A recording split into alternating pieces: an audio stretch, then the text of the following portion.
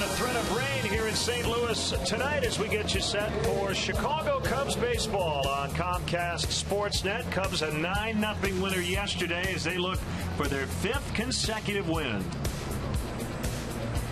Great to have you with us alongside Jim Deshaies. I'm Len Casper. We're going to talk about the 9-hitter in the Cubs order. Joe Maddon has hit the pitcher 8th for pretty much the entire season, and Addison Russell, the 21-year-old, has really done a nice job in that 9 spot. Yeah, and I think if Joe Maddon decided to move him up in the batting order, he would feel comfortable doing it because Addison Russell, after making a little bit of an adjustment around the All-Star break, has really turned things around. A big home run yesterday against St. Louis, but really driving the ball. And we'll take a look at the numbers now, pre and post All-Star break. See the batting average significantly better. The on-base percentage is as well. But the slugging numbers is what's really impressive. His slugging percentage over 100 points better since the All-Star break.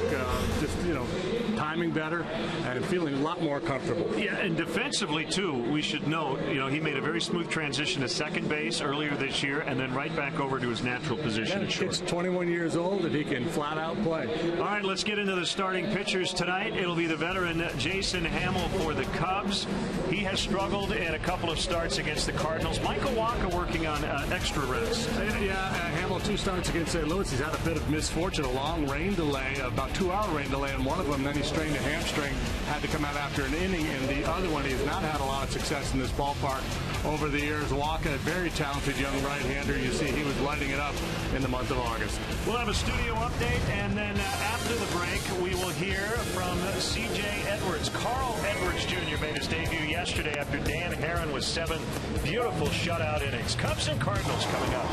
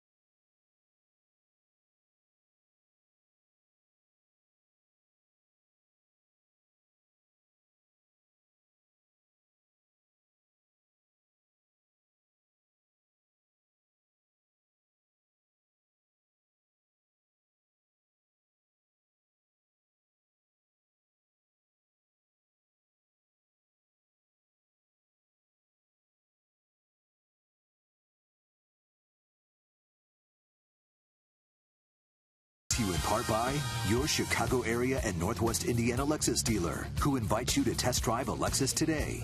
Blue Cross and Blue Shield of Illinois. Through it all. AT&T Uverse. Find out what's possible with AT&T. Call 1-800-PIC-ATT, mobilizing your world. Ford.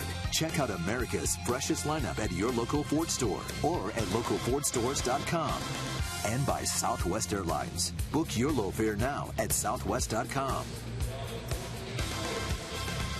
Make sure you follow Patrick Mooney, our Cubs insider, all season long here on Comcast Sportsnet. He's brought to you by Nationwide agent Jeff Vukovich. Visit Jeff at jeffvuk.com. Nationwide is on your side. Patrick sat down with Carl Edwards Jr., who made his major league debut yesterday. Well, Carl, how would you describe the last 48 hours or so from the moment you found out you'd be coming up to the big leagues? It's been, yesterday was a crazy day. It was, early flight, got in right around game time. And when I got here, just walking up and just looking on the field, man, it was a total experience, one of the best experiences of my life. And I don't know, it was just, the last 48 hours just been exciting. And Joe Maddon said yesterday he thinks you can help this team down the stretch and make an impact. How do you think you see yourself doing that here in a September and October push? Yes, of course. The manager, he got faith in me. And the guys got faith in me too. So, if he feels that way, I feel that way, the team feel that way. And, our time is coming. And I'm excited. I was excited just to hear that, come out of his mouth. How is the transition moving from starter to reliever, and where do you ultimately see your future on this level? I can't really say where I see my future at quite yet because, it's my first year relieving, and I always have been a starter. We never know, if I ever go back to starter or whatnot. But the transition actually went by pretty smooth. The first time out, it was kind of, iffy, and then all of a sudden, I just got the hang of it and just got on this wave and just been riding it all the way until I got here. What was it like watching this team from afar for a couple months? You obviously saw some guys roll through Iowa. Why do you think young players have had such a good impact, immediate impact here on this level? Majority of the guys, I think just me being here, I think just experience, they say, but I think if you go out there and continue to do what you've been doing in the minors, just take it out there and, just see what happens. That's how I truly feel. Just from yesterday's and the experiences I had in, spring training, it's kind of like I didn't want to change anything. I just wanted to continue to be the same person I am when I was down in the minor leagues, and I'm gonna do the same thing here. Was this part of your timeline getting here this year? I think that's what you had kind of said in spring training. Yeah, I told myself 2015. And it's September 2015, just a couple of days after my birthday, which was even better. So I'm just excited. And just final thing, how has this organization changed since you came over here in the Matt Garza trade in terms of the atmosphere, the culture, things like that? It was. When I first came here, I came in Daytona, and it was just the guys that some of the guys I'm playing with now there. So, we changed a lot. And we became a strong team, built a good team chemistry, and all the guys are, we're all here for one thing and one thing only, and that's to get, win a World Series for this team, and just have a great career here in Chicago. Good stuff from Carl Edwards Jr. So we're set. First pitch, all the action right around the corner. Cubs and Cards from St. Louis.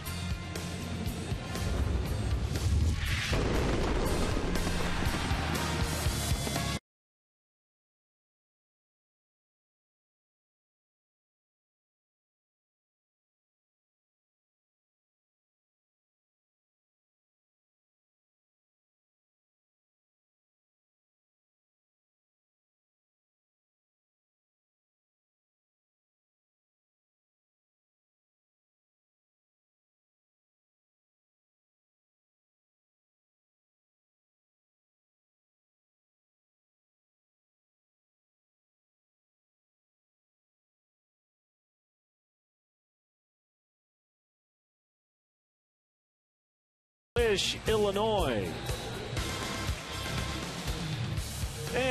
a hearty welcome to all our viewers watching on Cooperative Telephone Exchange in Stanhope, Iowa. It's actually lightly raining, but we are going to get this thing started. And I think that tells you it's going to rain later. So let's start on time. Brian Knight, Vic Carapazza, Ron Kulpa, and Larry Vanover, the crew chief, are the umpires, home to third, respectively. And now the Cubs Southwest starting lineup, 50 homers the last 26 games for this crew. Austin Jackson spelling Dexter Fowler tonight in the leadoff spot and playing center. Starlin Castro, really good numbers against Michael Wacha. He'll bat ahead of Coughlin, Rizzo, and Bryant. Miguel Montero will catch. Javier Baez is going to play third with Bryant in right. Jason Hamill, the pitcher, bats eighth ahead of Addison Russell, the shortstop. A little different look for the Cardinals defensively here this evening. The outfield, it's Piscotty, Jay, and Hayward. The different look is on the infield. Well, similar to last night, Matt Carpenter, back in there at second base. He's the normal third baseman. Colton Wong is a little tender. Mark Reynolds, therefore, gets a start at third base. The rookie Greg Garcia gives Johnny Peralta the night off. He's at short. Brandon Moss is the first baseman, and Yadier Molina is behind the plate. The Lexus pursuing perfection starting pitcher for the Cardinals tonight is Michael Wacha, and they skipped him a turn in the rotation just to kind of lighten the workload a little bit. He's made 25 starts. He's won 15, lost 4. He's got a 2.69 ERA. That's good for 7th best in the National League. Here we go. Wacha to Jackson to start it, and a strike at 95.5 miles an hour. See, pitch tracks had it at 96. We had it at 95 on the other gun. There's a ground ball to second, and it is Carpenter to make the play. It has cooled off with the rain, 78 degrees. It was 90 yesterday at game time. Yeah, it's a pleasant evening to play if we don't get a bunch of rain. Wacha, an all-star this year. He's a big guy, 6'6", 210. Good heater, real good changeup. Gets a lot of swings and misses with his changeup. He'll throw a cut fastball and a curveball. Castro takes the curve in the dirt. Starlin had 2 hits yesterday and is 8 out of 17 with a home run versus the all-star Wacha. And if you look at Michael Wacha and you think Adam Wainwright, you are not alone. Similar build, kind of look alike. His manager one time in spring training thought he was Adam Wainwright. And I guess the most important thing for the Cardinals this year, JD, is he's pitched like Adam Wainwright, who has been injured for much of the year. Yeah, with Wainwright going down, obviously everybody else in that rotation had to step up, and pretty much to a man they have. 3-1.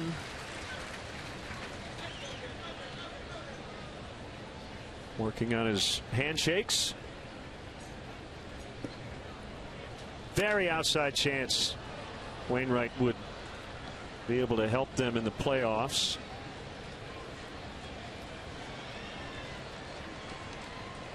Three and 2 the count on Castro.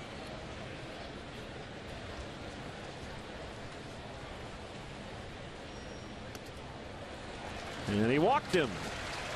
Yeah, the Wainwright injury is a sore left ankle / Achilles.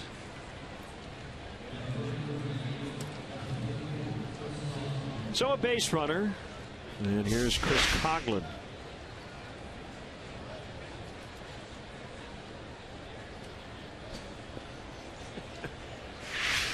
That's what you call chemistry.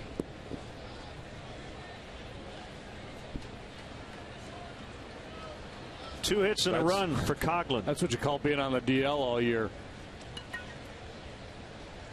Coughlin playing left. We might see Kyle Schwarber in a pinch hitting role tonight, and also possibly back in the lineup as early as tomorrow. He feels good. He's been chomping at the bit to get back out there, and so far so good with the ribcage strain. Coughlin fouls. 1-1.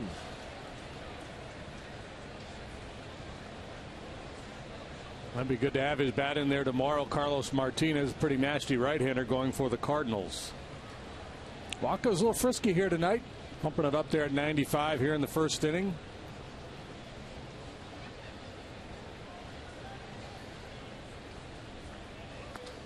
Swing and a miss.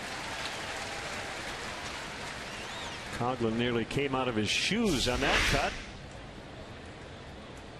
Off-speed breaking ball. And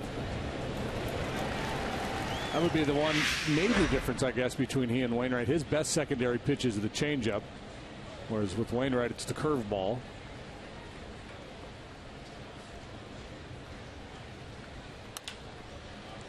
A fly ball to left. Piscotty, the rookie, comes in.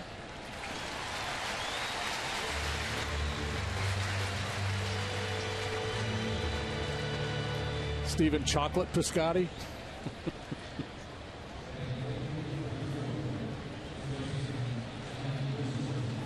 Now Anthony Rizzo.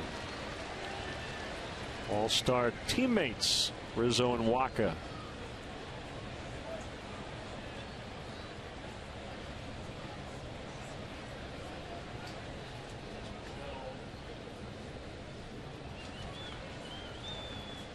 Castro walked with one out. He's still at first with two gone and outside for a ball. So the answer to the question, what song was Joe Maddon humming? He couldn't remember, but he was sure it was whatever was playing on the PA at the time. So if we can figure out what song was being played here at the ballpark, we have our answer from yesterday. I didn't hear it. No, I didn't catch it either. But it was not something in his own, it's just that he was hearing in his head. Everybody was hearing it here at the ballpark. So he claims. So he claims. And as you can see it, it's coming down right now. Well, let's see if he gets something to hit here on 2-0. The pitch. There's that good changeup. 3-0. Well, that's a good take. Boy, that's tempting. You see that come out of the hand? It's over the plate. You see fastball. A lot of guys are going to swing and miss at this one. Good read, and really probably more than anything anticipating the 2-0 changeup there.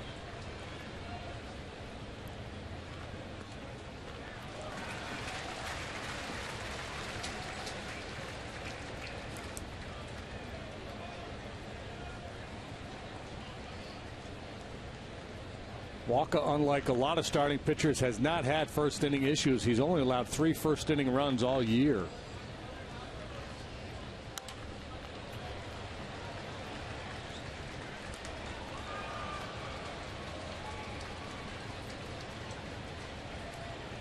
Spent a bunch of time on the DL last year with a shoulder problem, and that's why they wanted to be very careful monitoring his workload this year, and that's why he was skipped last time through the rotation.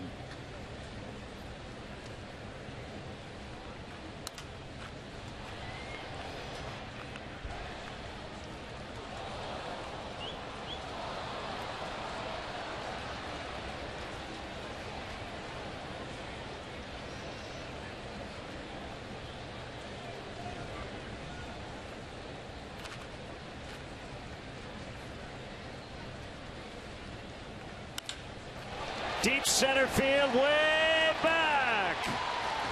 It's gone. It's 2-0 Cubs here in the first. Career home run number 100 for Anthony Rizzo. That at-bat was a work of art. That was absolutely beautiful. And what an impressive swing to end it. So Wacha, who had allowed just 3 first inning runs all year, allows 2 tonight, and the Cubs off to an early start again. Changeup. Outer part of the plate, up a little bit. Wow.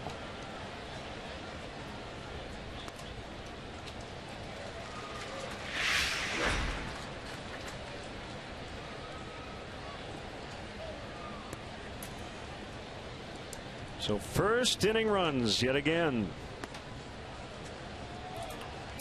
Yesterday the Cubs had 8 runs before the Cardinals had 8 plate appearances. Well, congrats to Anthony Rizzo. That's a milestone. Home run number 100 comes against the Cubs' biggest rival, the Cardinals.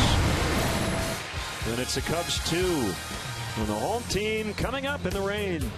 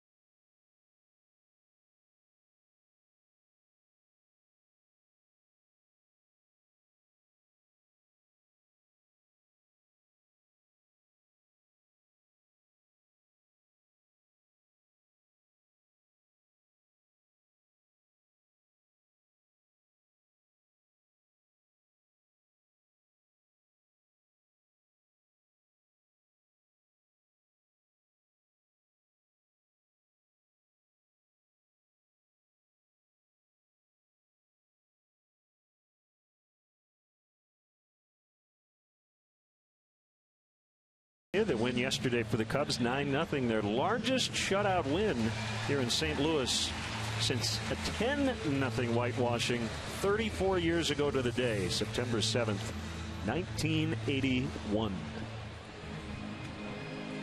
Well, let's check out the Cubs defensively here this evening. Austin Jackson gets a start in center field with Dexter Fowler getting a night off. He's flanked by Bryant and Coughlin. Javier Baez makes his second start at third base. Russell and Castro up the middle. Anthony Rizzo over there at first base, where you'll always find him. And behind the plate is Miguel Montero, the Lexus pursuing perfection starting pitcher for the Cubs tonight. Is a 6'6", 225-pound, 33-year-old right-hander Jason Hamill. 7 up, 6 down, 3.55 the ERA. Want to add, not only did Anthony Rizzo crank his 100th home run, he knocked in RBIs 300 and 301 as well. And a strike on Matt Carpenter. He's their leadoff hitter. He leads their team in homers and RBIs.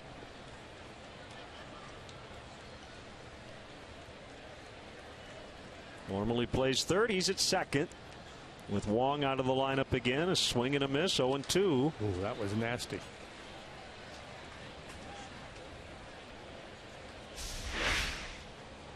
That's the curveball, I believe. Yeah, he really leans heavily on that slider. But in recent starts, he's been throwing that curveball a little bit more often. Struck him out. Fastball outside corner. Well, that was just as pretty as the Rizzo at bat. That was just excellent work by Jason Hamill, and he finishes him off by painting the outside corner with a good heater at 93.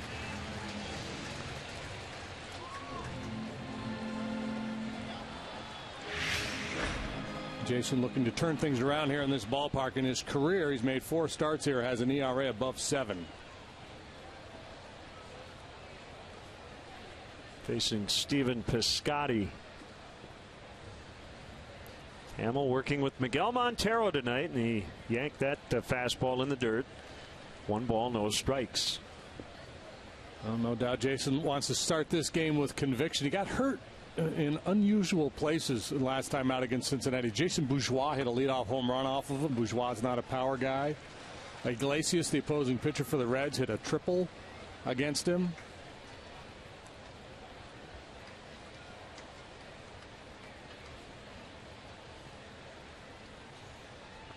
Yeah, and you really hope this is not the kind of night where he goes 2 or 3 really good innings and then we have a 2-hour rain delay. He's been that guy this year for the Cubs, it seems. When he starts, or when we have rain, it's his night. 3-0, missed. Ball 4. That'll bring up Jason Hayward. Yeah, he pitched here back on June 28th, sat through a 1 hour 43-minute rain delay, and then managed to pitch 4 innings. And then his next start against the Cardinals, he tweaked that hamstring. And since that injury, he's 2-2 with a 5.19 ERA. Before the injury, he had an ERA of 2.89. It does make you think there's some connection, doesn't there? Yeah, I think it had, there were some lingering effects. Hopefully he's, beyond it now. Hayward got on all 3 times yesterday. 2 hits and a walk. He's now hitting .370 this season against the Cubs. 14 games. He's got 20 hits.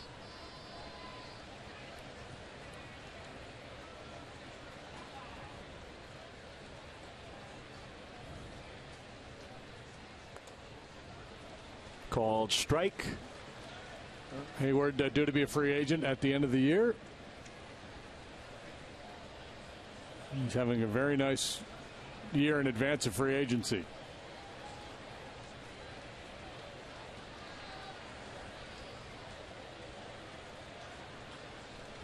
The pitch up and in. Montero was ready to fire. Don't know if he had a good grip on the ball. Piscotty didn't seem to be too far off the bag. That's Chris Maloney, the first base coach. Jose Oquendo across the way at third.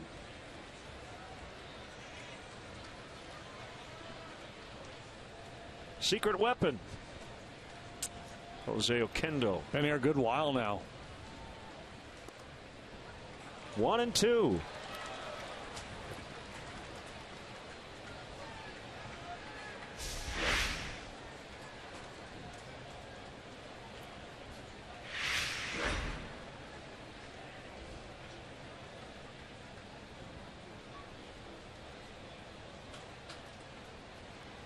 Maybe a little power slider down and in. Didn't miss Just by much. Hitter. Yeah, and that's the thing, with the Miggy bouncing out of there, looking to make a play. You got to be careful. Borderline pitch. You don't want to lose the strike call by trying to be too quick out of there.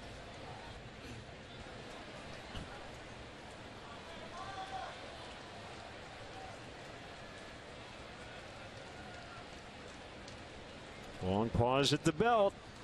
And that missed low, and the throw to first a little late. 3 balls, 2 strikes on Hayward with Yadier Molina on deck.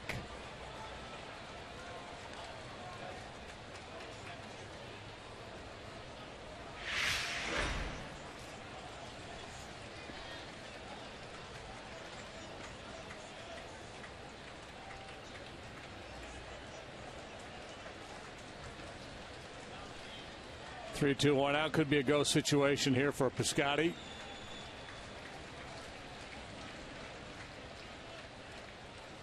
It is.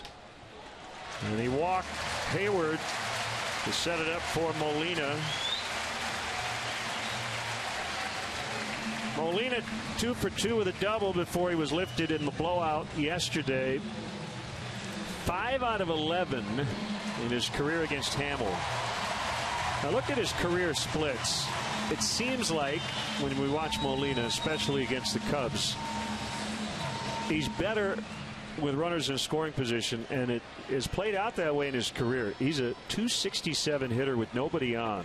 But you put anybody on base, 305. You put runners in scoring position, 304. It is not always the case, but in his case, he likes to shoot that ball out toward right center in this spot. Yeah, and that's 1 ball, no strikes. Took a shot with an inside fastball. Chris Bosio going to make an early trip to the mound here. Looks to me like Jason's maybe a little amped up and overthrowing a little bit. I know a while back one of the conversations I had with Jason was to, don't give up on your 4-seamer, but go back to mixing in more 2-seam fastballs and locate it, get that good running action. Don't try to overpower the ball. And the thing with Molina, you know, he's hit 4 home runs this year, so he's not a real power threat. But every now and then in a situation like this, he'll ambush you, because you're right, he does like to shoot the ball the other way, but every now and then he'll cheat on one and try to spin on it.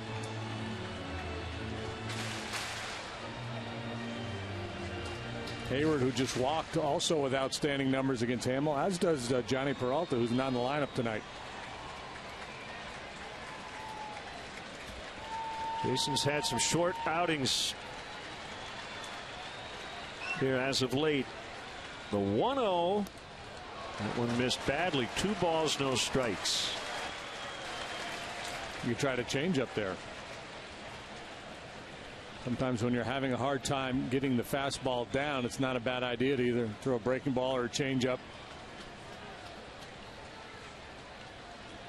Pitches that you really have to emphasize finishing. Could be 2. Charged by Russell. Castro. Double play. Inning over. So Hamill escapes with the help of his double play tandem. Nicely done by Castro there on the jump throw to first. 2-0 Cubs.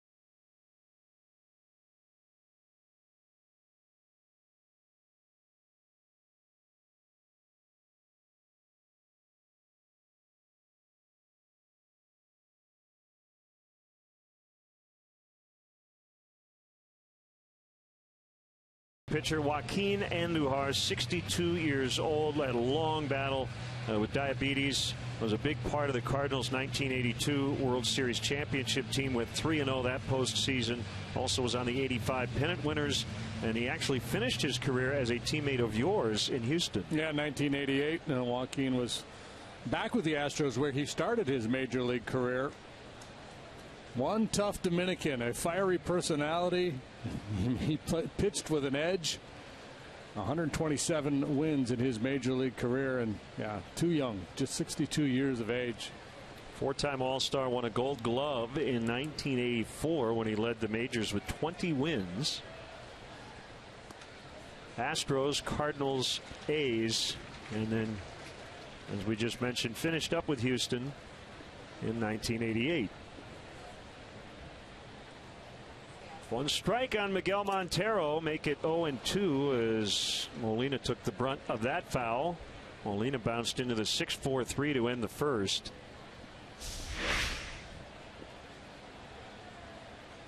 So that's a bad run. You bounce into an inning-ending double play, and then you take one in the chops.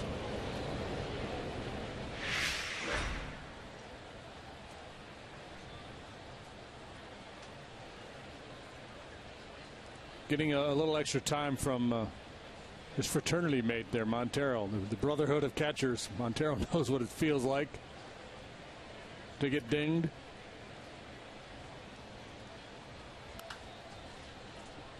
And he rolls it foul to the tarp. Still raining. It has rained since we started, but nothing serious.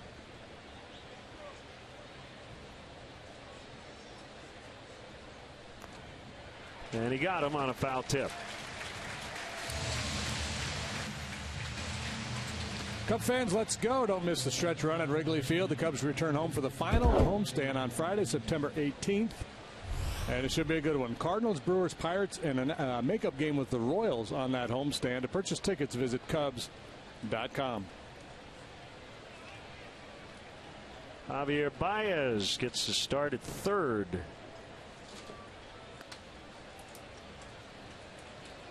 Joe Maddon taking full advantage of defensive versatility with this ball club. Second start at third for Baez. Big home run swing. 1-1.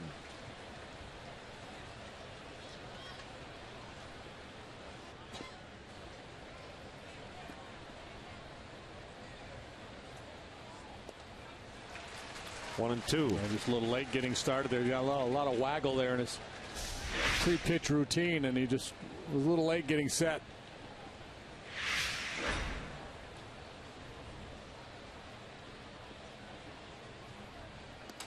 Well, he just got here, but man, last year, strikeout rate of 41.5%, walk rate of 6.5%. This year, 19 plate appearances, but walking at a 10% clip, striking out at less than 16%. That is good. Yeah. It's trending in the right direction. He was better at AAA this year in that regard too. Strikeout rate was down a good bit.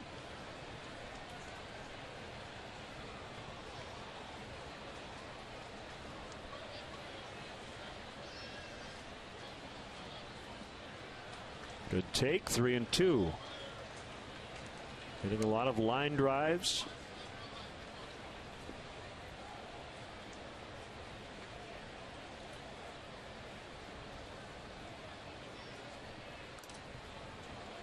Molina again. Yeah, Walker's aggressive with that fastball here tonight. Throwing a lot of them over a big part of the plate. That one belt high, outer third. Pirates lost yesterday in Cincinnati. They're leading tonight 5-0, and they're being delayed. Check that. They're in the fifth. That ball hit hard in the left. Baez makes the turn, and he will stand at second with a one-out double. A 5-0 Pirates 3-run homer in that game. Andrew McCutchen behind Francisco Liriano. Well, that's a great at-bat by Baez. You think back to all those pitches. The pitches he swung at were all hittable pitches. He didn't get them until this last one. He didn't chase that changeup down in the dirt. Nothing wrong with swinging hard as long as you're swinging at strikes.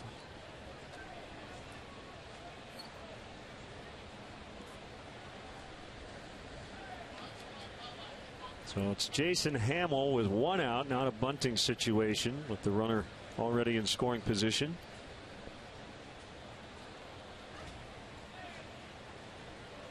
Jason's thinking, yep, they got to talk it over when I'm coming up here these days. Already a career high 10 hits for Hamill.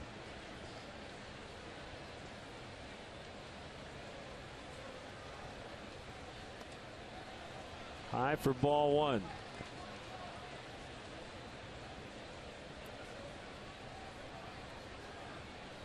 He was teetering in the bottom of the first and got that big 6-4-3 double play to get out of it. Baez wants some protection for that left hand. Remember, he broke a finger at the AAA earlier this year.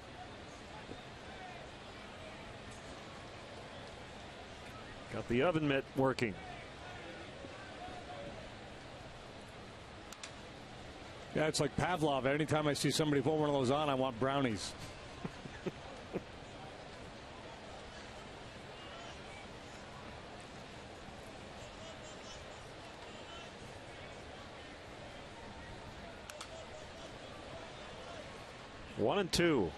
With the man in scoring position, Cardinals outfielder is very shallow. They've shortened up a little bit with Hamill up anyway, but Baez on second. You see how shallow they are in the outfield. Solid base hit to right or center would be tough to score, Javi.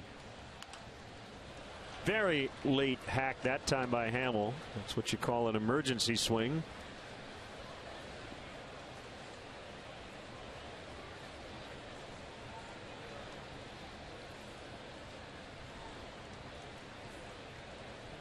If he could somehow get the head out in front, he went into that left center gap, he could run all day. Not that he would want to.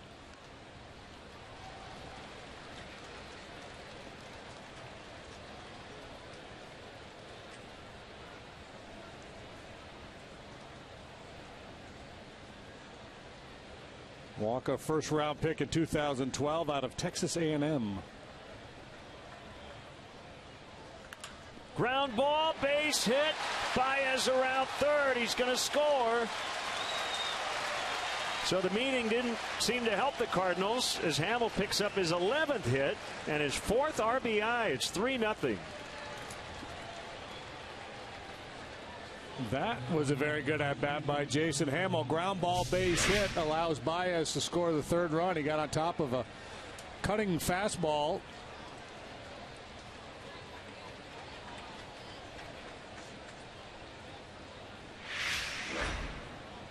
Dan Herron had a big hit in the game yesterday. Kept an inning alive, and then this man came up and hit a 3-run homer. Swing and a miss by Russell. It's 6 homers now in his last 16 games. We highlighted his second half work with the bat in our game open tonight. Feathers a fly into center, and that'll be John Jay for out number 2.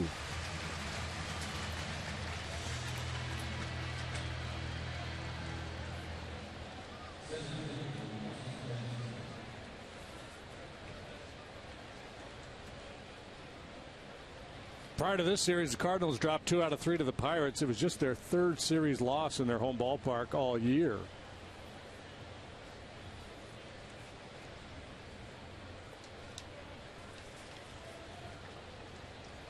Yeah, they've lost 4 of their last 5. They still have the best record in baseball, the best home mark, the best road record.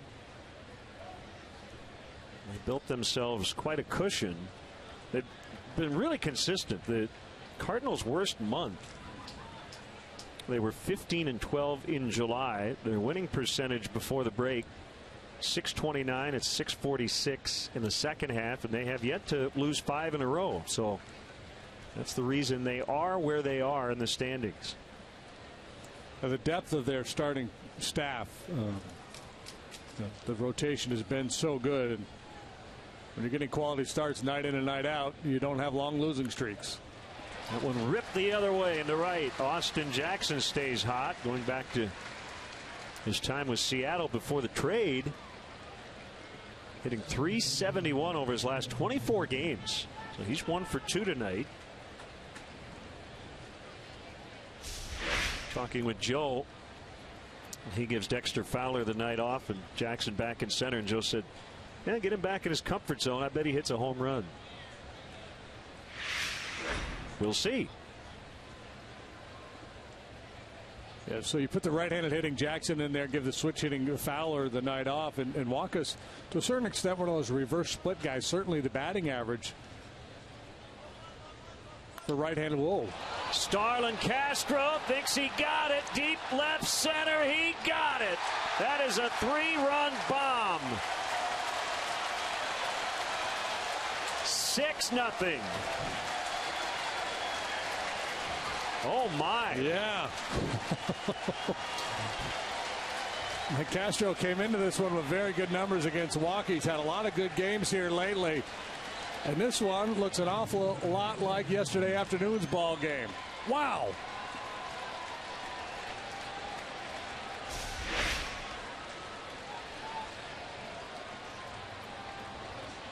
Crushed it. That's the Ford home run replay. It's number 7 for Castro.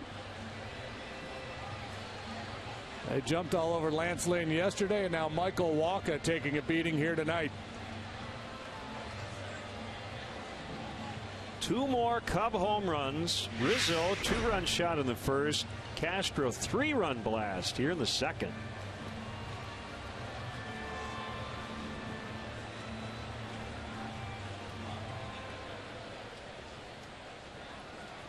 So Derek Lilliquist with a trip to the mound. We saw Molina go out there earlier in this inning. Cubs have put up 4 here in the second.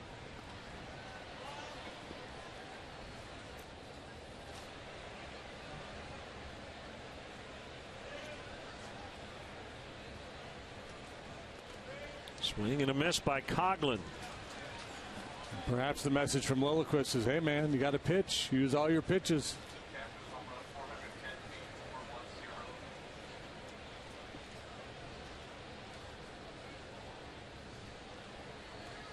Both home runs estimated at 410 feet. And a late season renaissance by Starlin Castro at the plate. And the timing is timely. It is timely timing. Well, and it'd be very difficult to build a case for this, but perhaps the beginnings of a case for spreading the playing time around, keeping guys fresh. Ball 4. Well, Castro, especially when a guy's struggling, Starlin has struggled most of the year, playing every day, and you carry that burden with you out there. You're in a funk. Sometimes you get relegated to a backup role, take the heat off a little bit. You're able to chill out in the dugout for a few days, and then you get kind of inserted back in the lineup from time to time. We'll see how it plays out, but it's been fun to watch.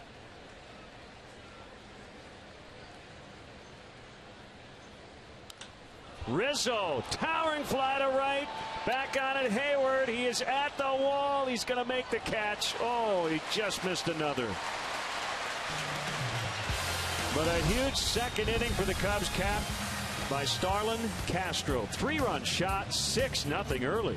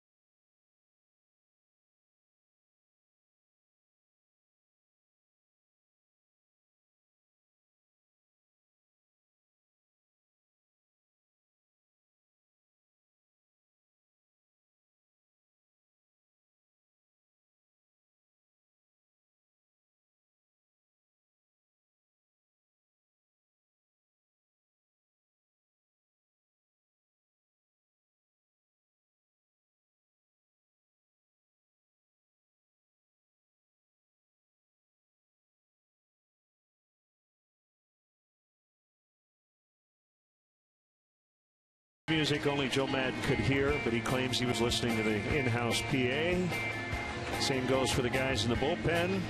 They were enjoying a 9-0 Cubs win. Fernando Rodney with a good beat.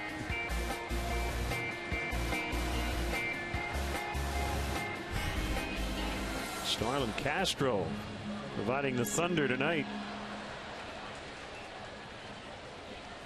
3-run homer to make it 6-0. So Cubs have scored 6 runs before the Cardinals have sent 5 to the plate. As you said, what, 8 before 8? Yeah.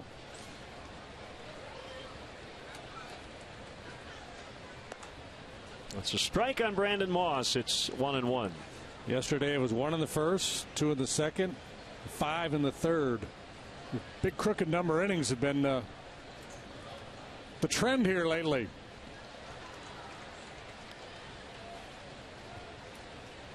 Well, the extra rest for Lynn and Waka has not helped.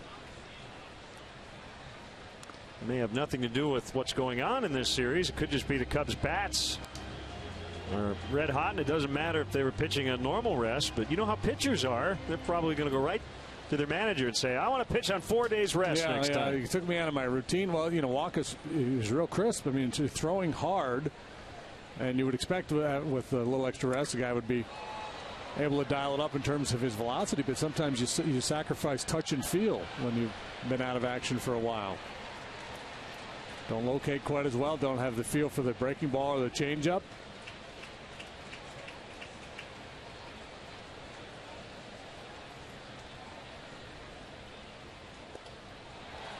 Swing and a miss, strike 3. Tough series for Moss. He's 0 for 5 now with 4 strikeouts and a double play.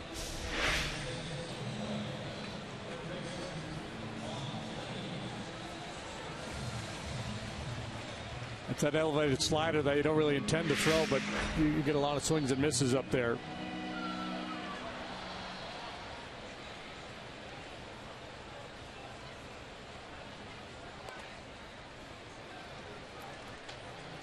Oh, and 1 on Mark Reynolds.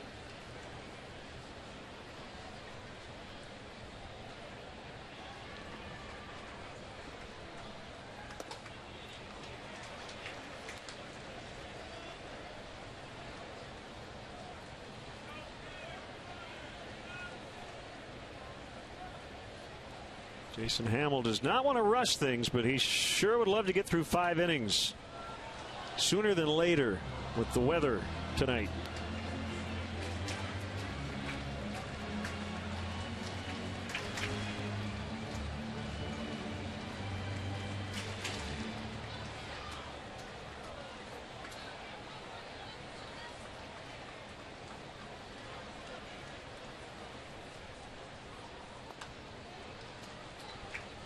One and two. Yeah, you got to, you just have to continue to do your normal thing. You don't want to start rushing things because you're worried about the weather and end up making bad pitches.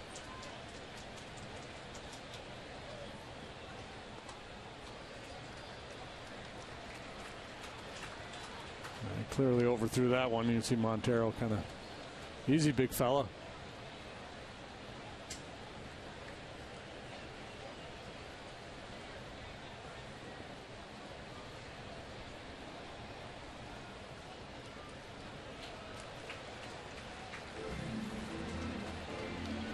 Well, it is early. We're only in the second, but with the Pirates leading big in their game and the Cubs doing the same here in this ballpark, the Cardinal lead in the division could go down to 4.5. Cubs could draw within 6.5.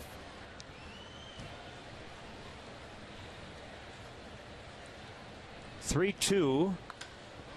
Pulled to left. Coughlin on the move, makes the grab on the warning track.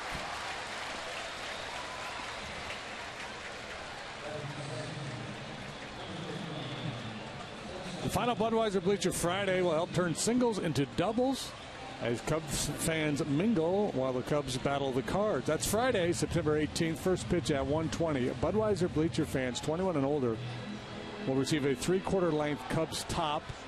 And the afternoon will include fun social media interaction and creative food pairings. Visit Cubs.com for details. Greg Garcia in for Johnny Peralta tonight, the grandson of former Major League manager Dave Garcia.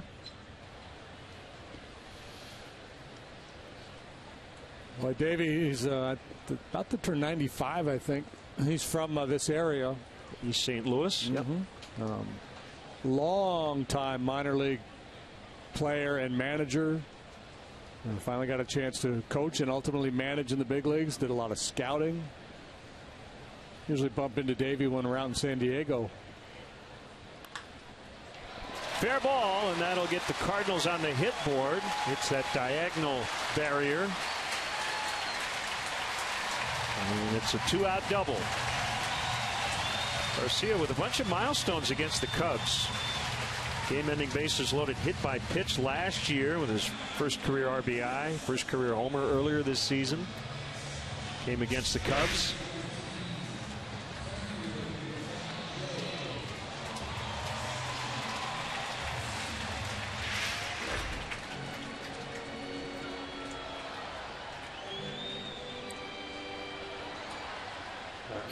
Excuse me, as a minor leaguer, Garcia was a high average guy, but take a walk, didn't hit for a whole lot of power.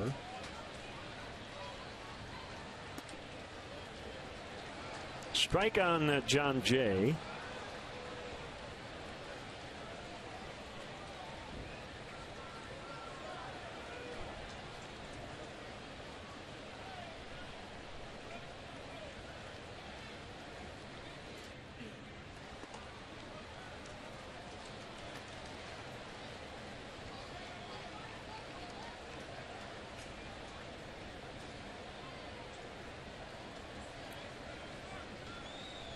The odds of this are remote, but how fun would it be if the Cubs caught the Pirates and then both teams caught the Cardinals?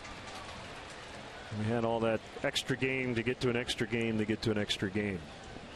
You made a point off the air before the ball game. The way it looks right now, October is going to take two teams out of the best division in baseball before we get to the championship series. It's going to be cannibalistic, right? You've got the three best teams in the league here in the NL Central, and one of them is going to get eaten up in the wild card game, and somebody else is going to go down in the division series. Cardinals with the best record in the league. If this plays out, if the playoffs were to start today game, Cardinals would then host the wild card winner in the division series.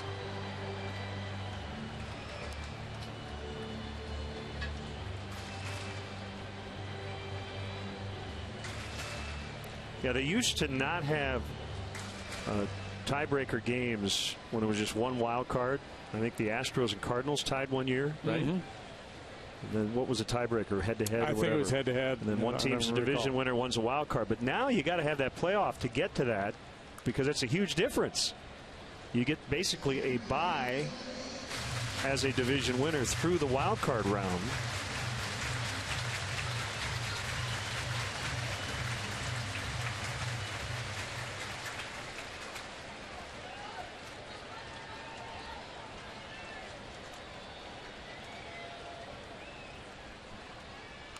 Pulled foul.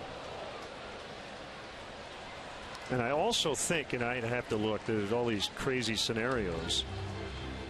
Don't you do like a coin flip and then one team gets the choice of hosting two games or playing one? Because in the three-team tiebreaker, you'd have to have two teams play, and then the winner plays the other team. Usually about this time of year, they start. Yeah, they have the coin flips, the possible scenario coin flipping. Driven foul to left. So the good thing is, when we talk about that this year, we'll involve the Cubs. In the last several years, it's had a lot to do with everybody else but the Cubs. Yeah, well, that's the beauty of this time of year, when your team is in the race, and you're not only focusing on your team, you're looking at the, who's pitching for the Pirates tonight, and you're going to try to run them down as well. Swing and a miss. Hamill wins the battle with Jay, and the Cubs lead 6-0 after 2.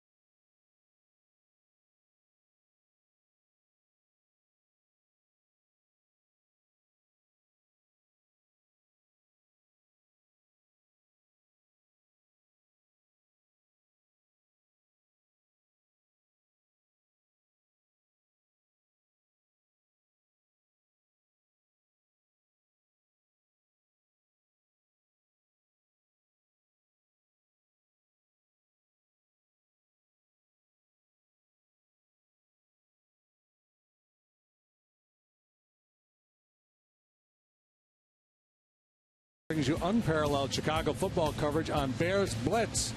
Hear from the players and coaches about this week's grudge match against Green Bay.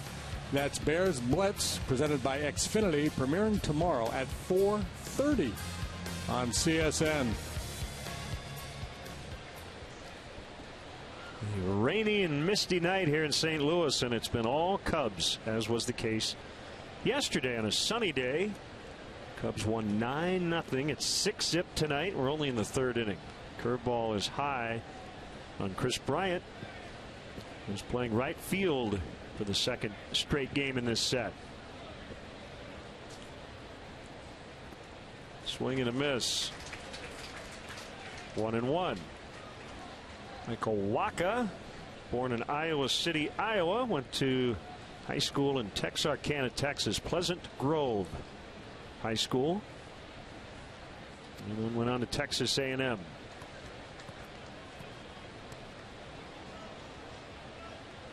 Was not drafted out of high school.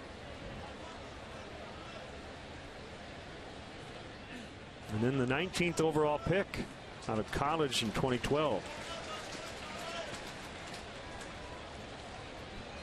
Tough to stay engaged for a starting pitcher after he's been touched up the way Wacha has here tonight. You wait normally 5 days, for him 10 to make this start. He strikes out Bryant. Now time for you to tweet your strongest fan photo. Use hashtag Northside Data Strong Fan. You just might see yourself in an upcoming broadcast brought to you by T-Mobile. They've been pretty conservative with Wacha. He has not yet gone beyond 7 innings in any of his starts this year, or over 112 pitches. And then skipped him last time around, so he definitely is fresh. You'd have a hard time believing he'll get to 7 innings here tonight after giving up all these runs early, but we'll see.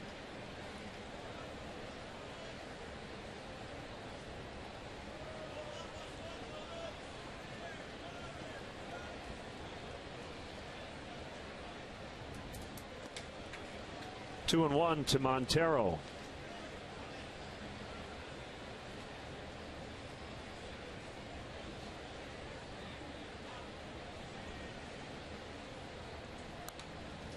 Got a question on Twitter from Mike. Do you ever see MLB changing the 5-inning rule and just continuing the game where it left off? I agree with you, Mike. Assuming that that's a leading question, that we should get to that point. I believe the 5-inning rule is a bit antiquated, and you could potentially, and this has happened in the past, penalize guys, take away hits and possibly wins. Where were we when Anthony Rizzo went 2 for 2 and it got erased off the board? Wacha will get the toss from Moss. 2 outs. I don't know. I don't remember where we were. I'm going to guess Pittsburgh because we always get a lot of rain in Pittsburgh. Yeah. But yes, Cubs lead 6-0. So let's say hypothetically in the 4th inning it just starts raining and it doesn't really hard and it doesn't stop. I think we should come back and finish this game tomorrow, as opposed to it didn't go 5, so we have to start over. That doesn't feel right. And I think it's easier then to send the fans home instead of making them sit here for 4.5 hours to try to figure out if we can resume. Take some of that pressure off the umpires to say, no, we'll come back in the morning and we'll finish it. Now, I know the ticket issue is something you'd have to logistically work your way through. If there's a sellout tomorrow, you know, who gets in, who doesn't, that sort of thing. But purely baseball standpoint, yeah. Baez has his 2nd double. That bounces out of play.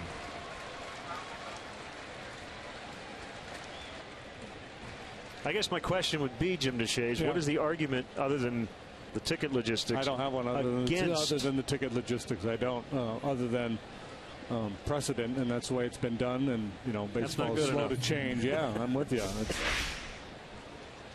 I think the integrity of the schedule means we should play 9 innings. So as often as possible. Right. So what about the 7-inning game that gets banged and it's 2-1? It's official game, so the game's over. You got to finish it. I think you got to come back and finish it. I think the exception would be the final game of a season series, where it's, again, logistically too difficult to reschedule. See, I got answers.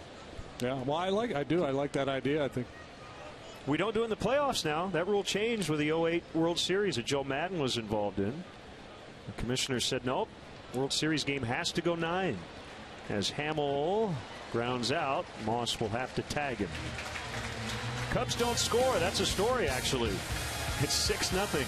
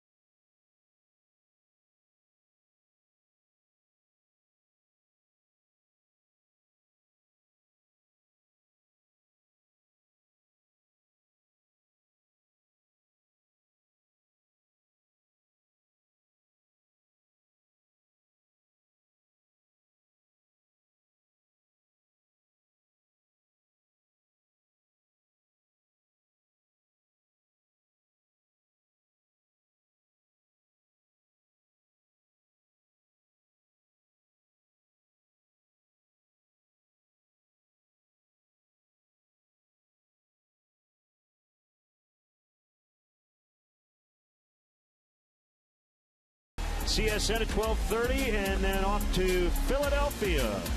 Cubs and the Phillies. That'll be a 4-game set in Philadelphia, and then 4 in Pittsburgh. And Monday and off day, double dip there on Tuesday.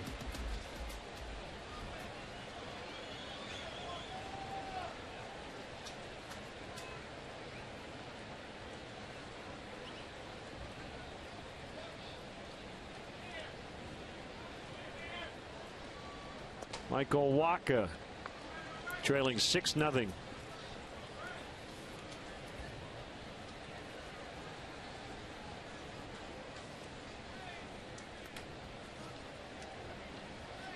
.92 and off the plate.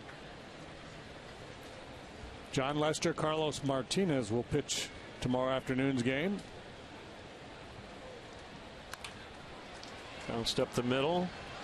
Russell will pick it up. Out at first. Nice adjustment both ends. He did not panic. And Rizzo kept his foot on the bag. Yeah, and Addison Russell, we see this time and time again. He's dogged pursuit of these ground balls. He doesn't wait back. That ball, when it's bounced in the dirt in front of home plate, infielders are taught, just go get it. Start moving. Don't wait back. That buys you a little extra time if there's a little mishandle. Nice recovery. And a nice play by Rizzo.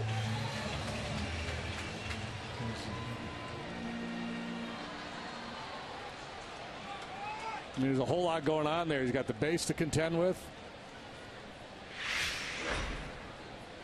Rizzo saves another error. Strike called on Carpenter. By the way, Cubs with a couple more roster moves today. Neil Ramirez, Yoervis Medina, now part of the bullpen. So the Cubs have 34 active players on the roster.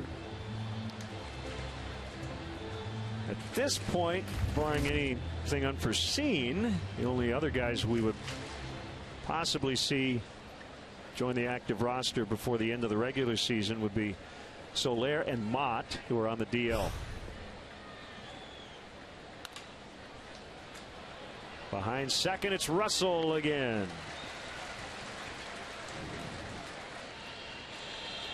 Let's go gold. Through September 19th, Cubs fans have the opportunity to take part in the fight against cancer by helping raise funds for Lester, Madden, Mott, and Rizzo's foundations in support of pediatric cancer research and awareness. The top contributor from each organization will receive 2 tickets. Also throw out a ceremonial first pitch at the game on September 20th. Visit Cubs.com/letsgogold for details. Piscotty with 2 outs. Swung on and missed, and it has basically stopped raining for the first time since we began the game.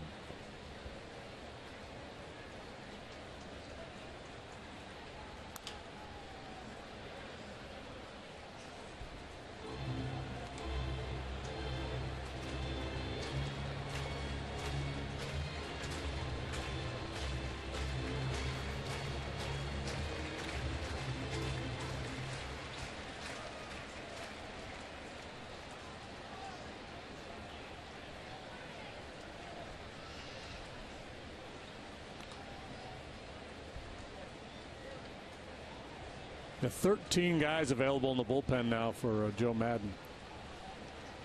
You have enough room on your card if he uses all of them? I have to write smaller.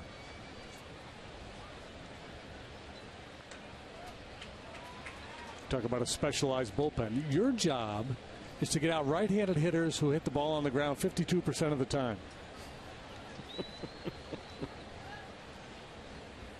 Looks like a class picture out there. Yeah, batting practice in September looks like NFL teams warming up.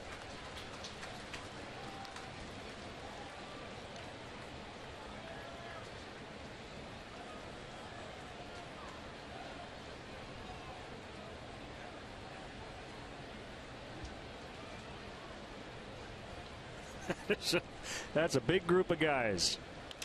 Piscotty down the right field line. Bryant lays out, can't get it off his glove. Piscotty makes a turn, and he's at third with a triple.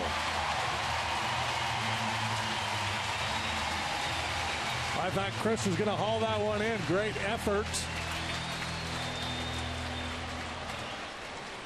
4th triple already for Piscotty. There's really no downside there to leaving your feet as long as you can recover and get the ball back in before he circles the bases. If you stay on your feet, it's at least going to be a double, and there's 2 outs already in the inning.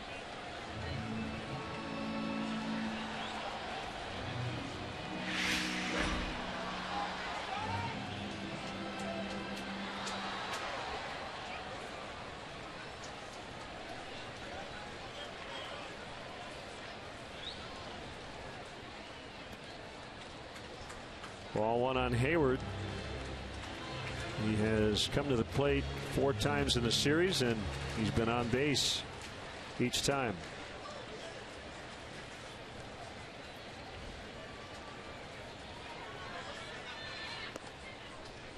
He came into this one hitting .563 against Jason, 9 out of 16.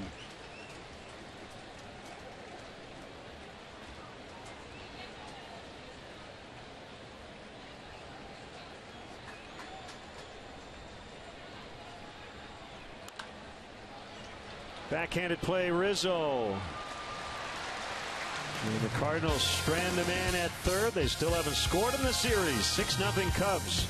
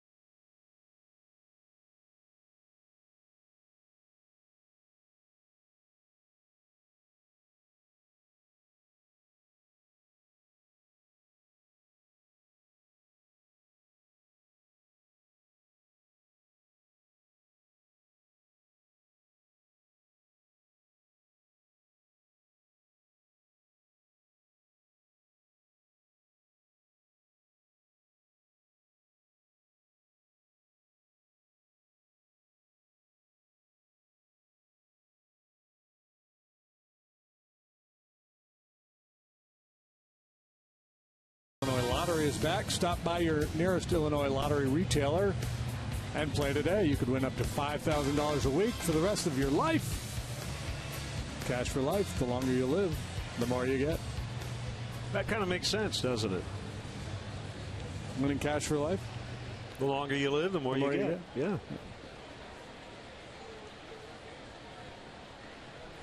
6-0. I'd go for just like a box of chocolate pudding a week for life. That'd be good.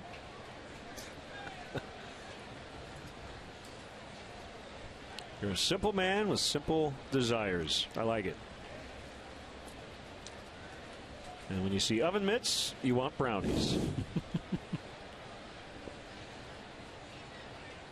1-0. Russell fouls. 7-3 Nationals lead the Mets. Top of the 7th in D.C. Matt Harvey went 5 1/3, gave up 7 runs on 8 hits. Well, he stirred up a hornet's nest in New York, didn't he? All this, whether he's going to pitch in the postseason or whether they're going to shut him down or not. Got everybody stirred up back there in Gotham.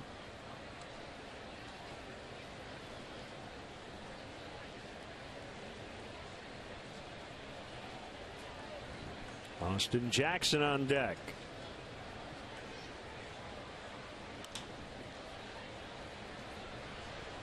Out of play off to the right. I like to play the game, what will the New York tabloids use for headlines? Okay. Dark Knight vanishes.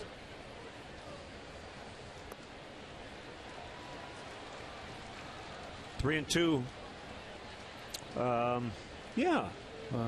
What else?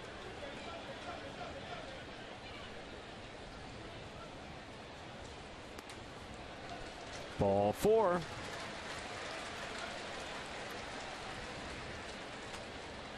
Jordan Zimmerman, the starting pitcher for the Nationals tonight, has allowed 1 run in 5 2/3 innings. Yeah, 7 earned for Harvey in 5 1/3.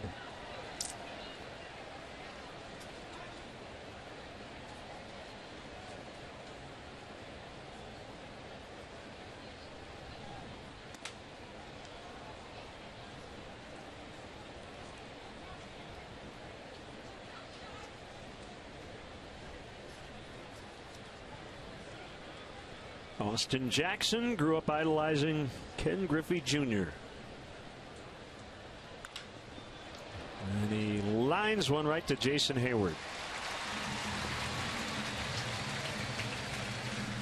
Yeah, he had the Griffey bat, Griffey glove, Griffey spikes, the whole deal, wore number 24. You mentioned he was a very good basketball player growing up, recruited by Georgia Tech to play point guard. Bruce Weber at Illinois also recruited him, but he was not too interested seeing snow in person, being from Texas.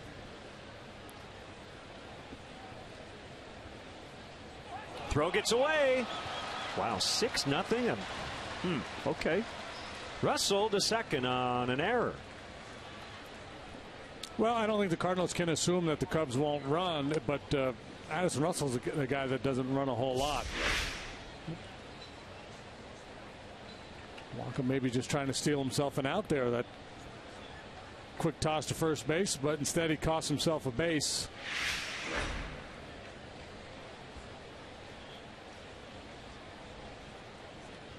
Mets have put up 5 in the 7th, still batting now, trailing 7-6. 2-hopper to Garcia, low throw. Moss makes the play. 2 outs.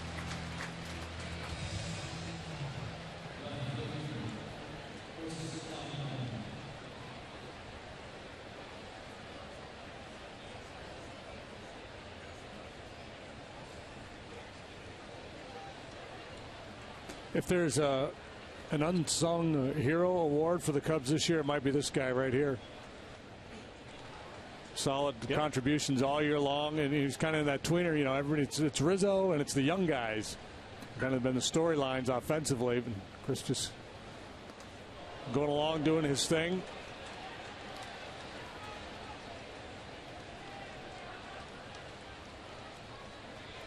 Yeah, he's done a nice job here these last couple of years in a Cub uniform, and he's really turned around his career, which was derailed by injuries with the Marlins. I got to give Nate on Twitter the headline win. The Dark Knight turns Joker. That's good. Yours was good. I'm just saying from what I've seen. Yeah, I wasn't overly proud of mine. I was just throwing one out there to get the ball rolling.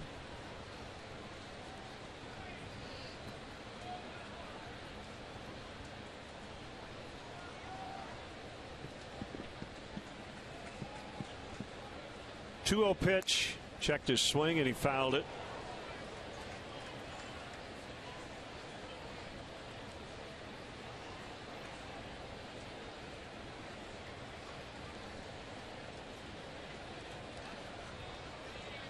Former Cub Carlos Villanueva.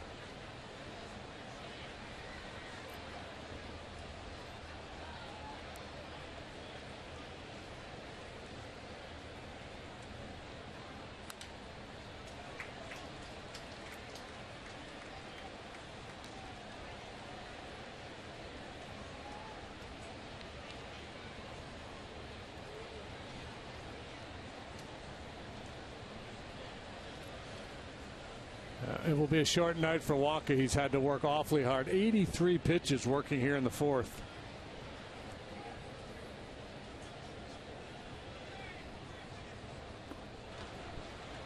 Smothered by Molina. 3-2 to Coughlin.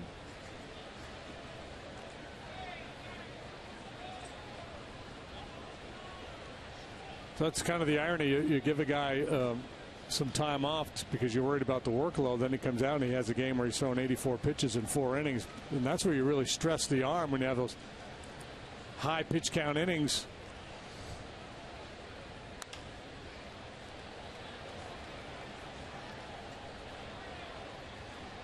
Well, here's a segue for you. Walker's at 85 pitches, and it was on this date, 1985, at Wrigley Field. 30 years ago, Pete Rose, a couple of hits off Reggie Patterson, second of which tied the all-time hit mark set by Ty Cobb, 41-91.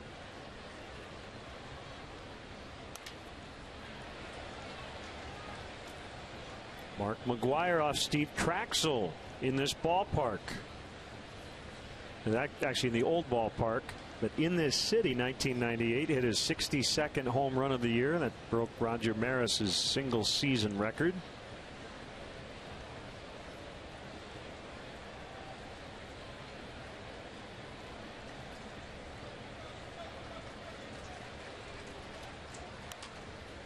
Popped him up off of third. Reynolds over near the Cub dugout, and he makes the catch up against the railing to end the inning. Bottom 4, Cubs 6, Cards nothing.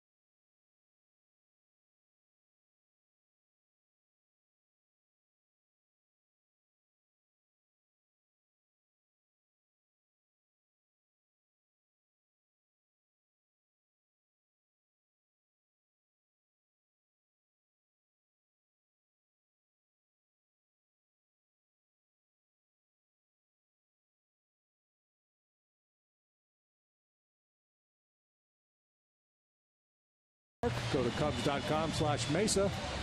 Place a deposit on season tickets and secure the best seats available. Individual spring training tickets will go on sale in January.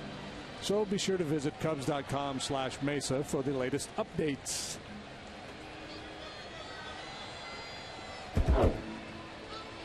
So the Cubs' tentative schedule for next year is out, and they'll actually open the season on the road in the American League in Anaheim Tuesday, April 5th. Play the Diamondbacks on that trip, and then open a Monday night against Cincinnati on April the 11th. We'll go back to it here in a second. Molina with a ground ball into right, and that's a base hit.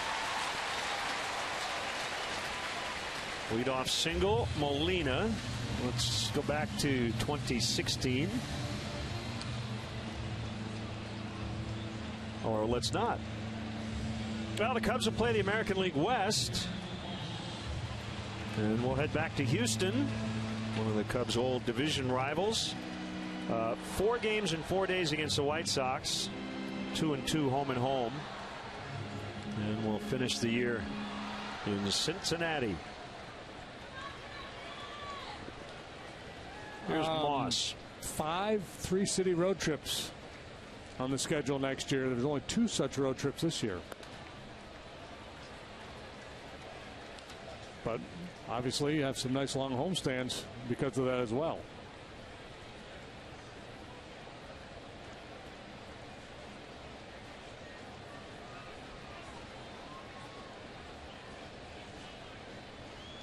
Moss has been in swing mode. Still in swing mode. So, did you know this? Middle of the year, the stretch, including the All-Star break starting on July 11th. Cubs are then home after the break to play Texas and the Mets. Trip to Milwaukee. 2 on the south side, and then home again for 3 more series. The Cubs will spend, theoretically, or they could sleep in their own beds from July 11th till August 3rd. Not bad. Yeah, well, we got that run this year. What was it, 19 days? Moss could not hold up. Well, he's had a rough series. Talking to himself. Well, I think guys like Moss, who are home run hitters, when their team's way down, they get, overly aggressive, knowing that the best way to get back into it is to pop a couple out of the ballpark with a man on base. Pitcher's on top of his game. He can exploit that.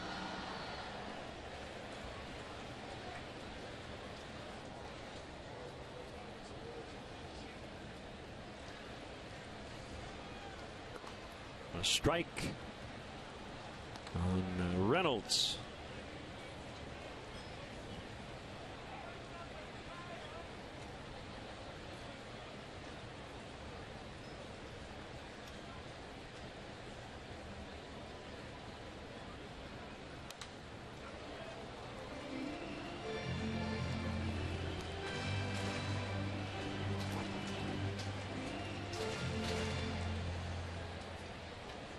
Cardinals have been around since the 1880s. They are originally the St. Louis Brown Stockings, a member of the American Association.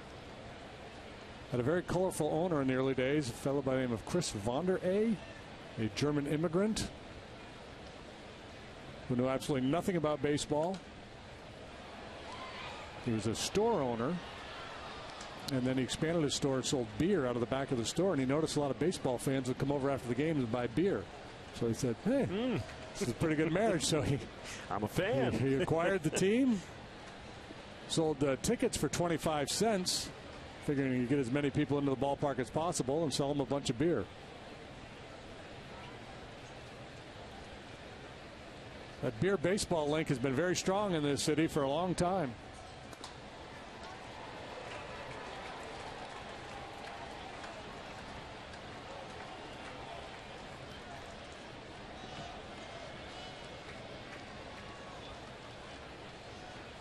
Once in protesting a game that they were playing, it was dark, and he wanted the game to be called.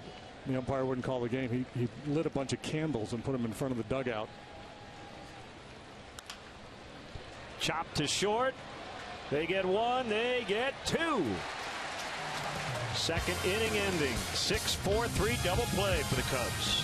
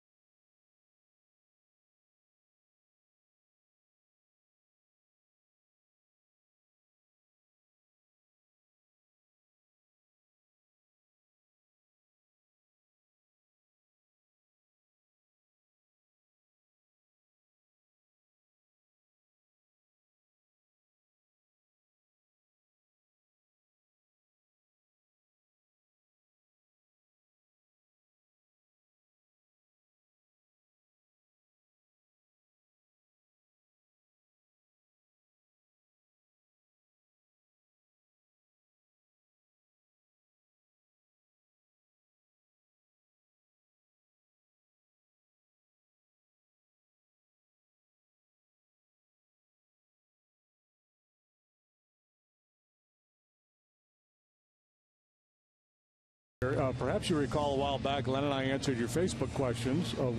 Tomorrow it's Cap and Hawley's turn. They'll be answering your questions directly on CSN Chicago's Facebook page during tomorrow's game. Also during the pre- and post-game coverage. To participate, just visit facebook.com/CSN Chicago. Submit your questions. Tune in tomorrow to see if they answer your questions on air. Well, another short start by Cardinal pitcher. Tommy Pham will come in and play left. Piscotty goes to first. And former Cub Carlos Villanueva will do the pitching. 2 1/3 for Lynn yesterday, 4 for Waka this evening. And Carlos Villanueva, this is where he's really valuable. Can come out of that pen stretched out, give you some multiple innings. This year he's posted good numbers. 4-3, 2.82 the ERA, 54 1/3 innings. He's allowed just 44 hits. Good strikeout to walk numbers. He'll give you the kitchen sink. Fastball, curve, slider, change. He'll quick pitch you. A big, slow, looping curveball. All right, so as he faces Rizzo in a swing and a miss, why is it always the kitchen sink? Everything but the kitchen sink. Why couldn't it be everything but the dishwasher, everything but the coffee maker? Is the kitchen sink just... I think when you do a remodel, maybe that's the one thing people would keep the sink. Okay. I don't know. Everything but the fridge. Is worth exploring. Everything but the toaster.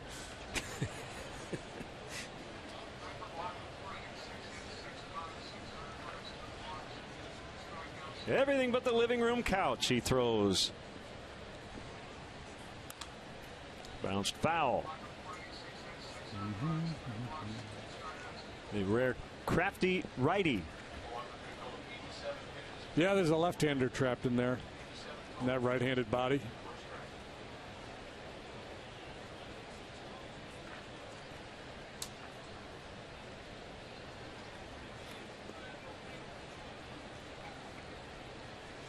A-Rod has hit 30 home runs now for the 15th time in his career. That ties the all-time record set by Hank Aaron.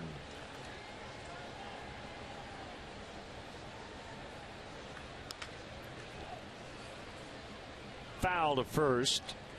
Yankees and Orioles are tied at 1. Ryan Flaherty has homered for the Orioles. I don't even have to look it up. They've both been solo shots. 1-1. 6 for the Mets in the 7th. They're tied 7-7 with the Nationals. And as Washington bats in the bottom of that inning. They go to the 8th in Cincinnati. Still 5-zip Pirates. Slicing drive left field out of play. I'm looking on the Google machine here. This everything but the kitchen sink. Based on the idea that if you brought many things to someone, a kitchen sink is one of the last things you would bring because it's difficult to move. Okay, that makes sense. Another ball struck well by Rizzo. This will end up being an out. He's had 3 really good swings tonight. Cub fans, don't miss your chance to catch the best matchups in baseball. Reserve your place in line for history in the making. Join the season ticket holder waiting list. It's easy and free to register. For details, visit Cubs.com/waiting list. Yeah, you remember Anthony, I don't know, a couple weeks ago went through a little bit of a funk. Just put that in the rearview mirror. Way up in the air off the bat of Bryant. Piscotty needs some help, and he gets it from Carpenter, who makes the catch.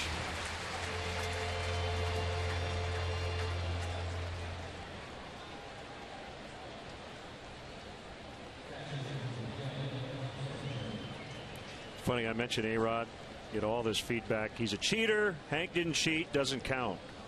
I'm just giving you the information. You can do with it what you wish. I'm telling you, A-Rod hit 30 home runs this year, and it's the 15th time he's done it. I made no other statement Just a about statement how he of got fact. there. Just the facts, ma'am.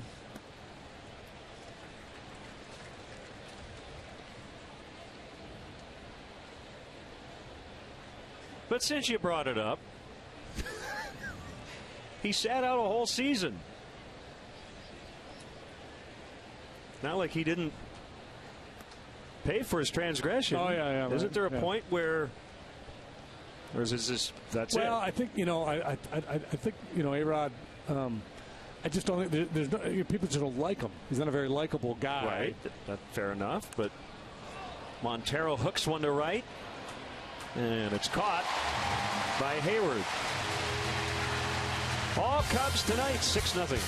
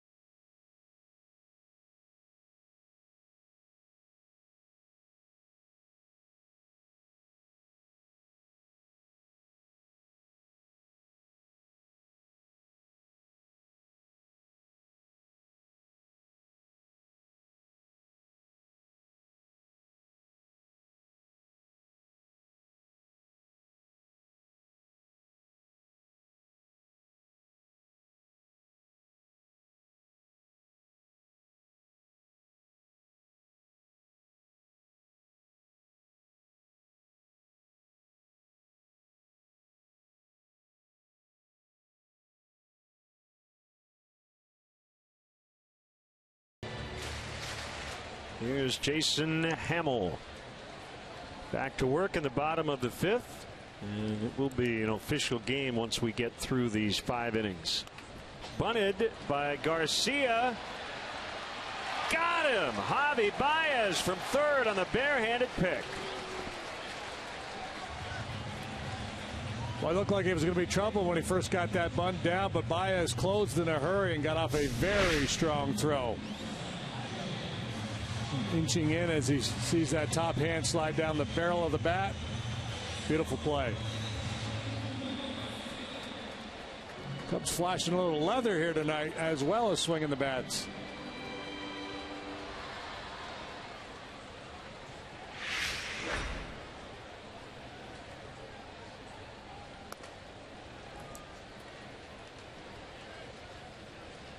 Oh, 0-1 on John Jay.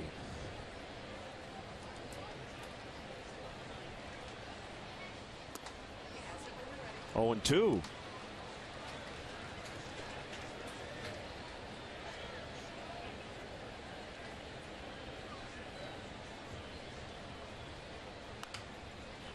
That's not a bunt, but it acted like one, and Hamill will make the play.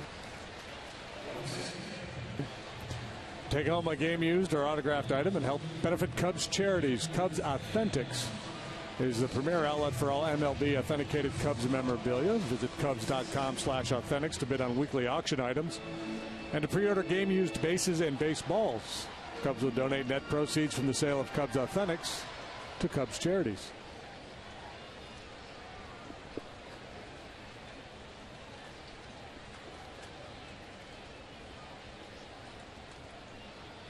Tommy Pham takes a slider too high. It's a baseball cost. If you walk into a sporting goods store and want to buy a baseball, I think maybe 15 to 20 bucks. Maybe really that much? Well, I mean, like an MLB baseball or just any old baseball. A good one. I think you buy like a good one. A Rawlings baseball. Yeah. Or is that who makes it? Yeah, I think fairly expensive. Deep right. We can look that up. Bryant's got it right up against the wall. 6-0 Cubs.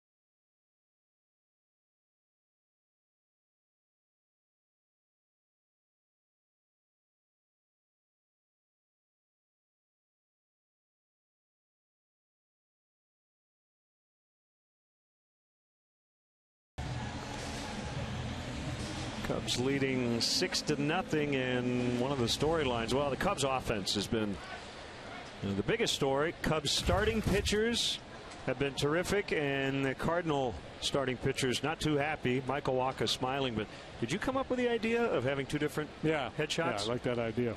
See, Lance Lynn, that fits. The numbers.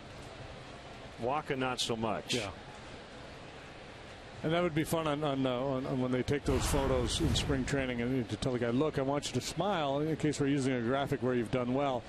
Now imagine you've just given up 7 runs in 2 innings. Give me that look. Strike one to Javier Baez. He's had a great day. 2 doubles. Excellent defensive work. Playing third base. I think the fastball to left and hit what appeared to be a breaking ball off the end of the bat with authority to right.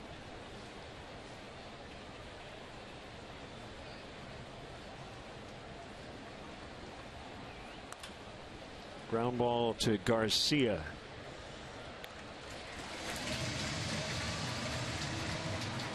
The newborn fan club is the perfect gift to showcase what it means to be a Cub for life.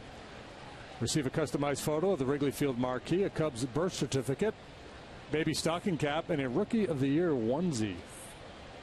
Air quotes around many of those phrases for emphasis. Visit Cubs.com/kids today. Kids today. Yeah, Cubs for life. Birth certificate. Right. But you got to say it like this. Kids today. Kids today.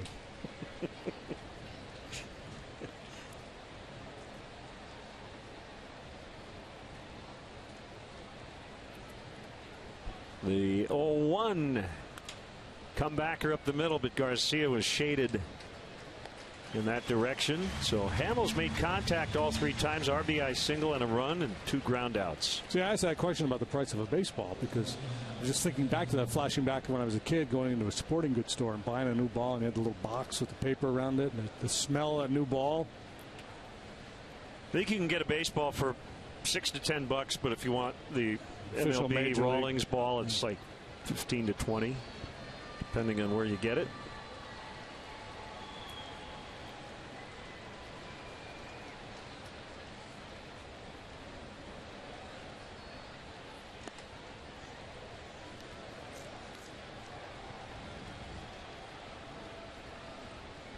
He'll hook you up.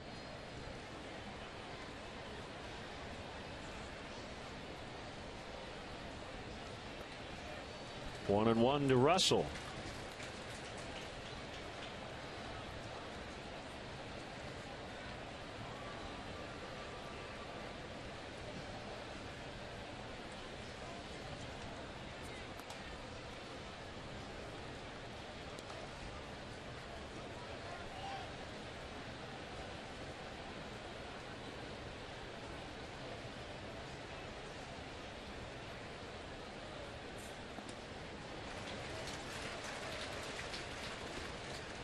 Two and two.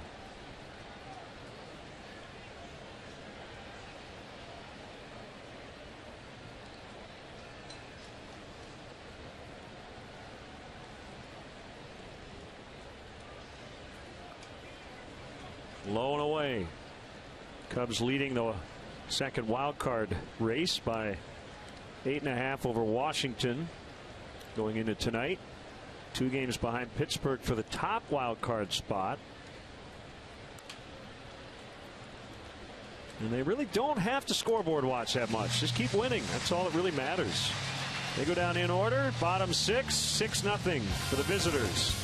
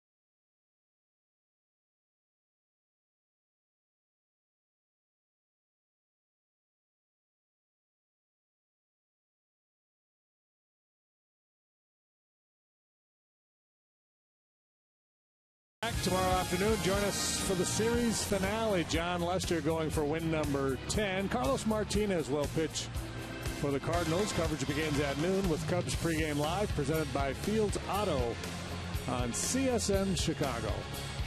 Should be a dandy.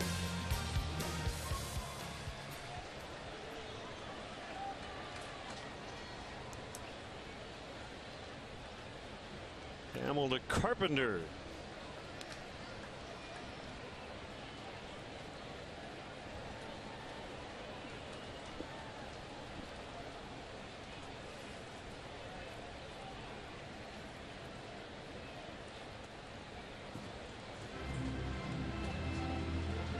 Dan Herron, best start as a Cub yesterday.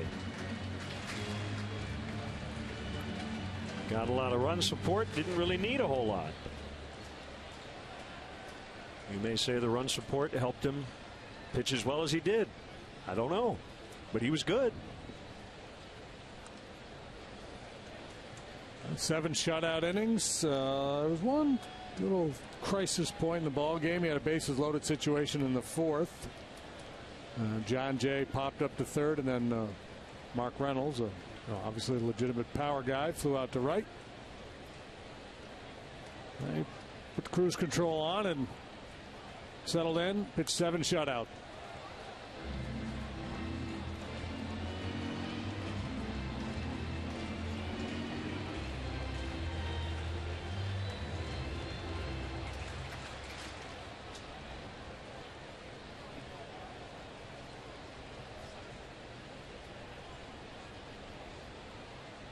One, 2 is off the plate in.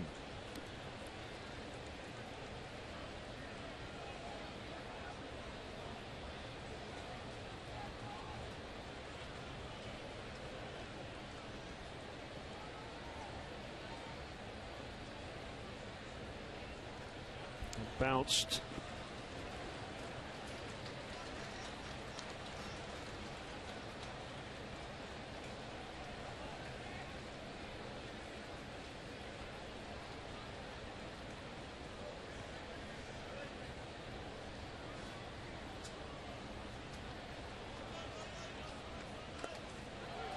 Called strike 3.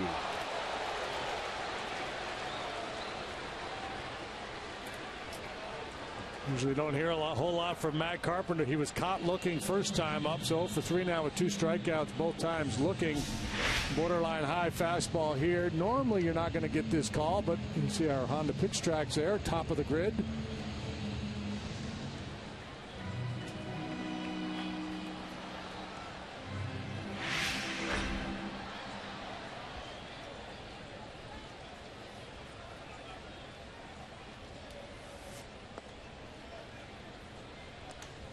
One strike to Piscotty.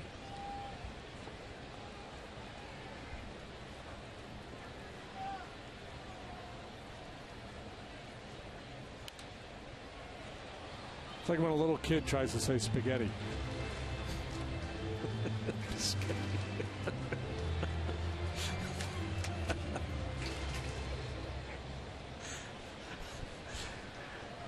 Mom, what are we having for dinner? Piscotty? Yes, with red sauce.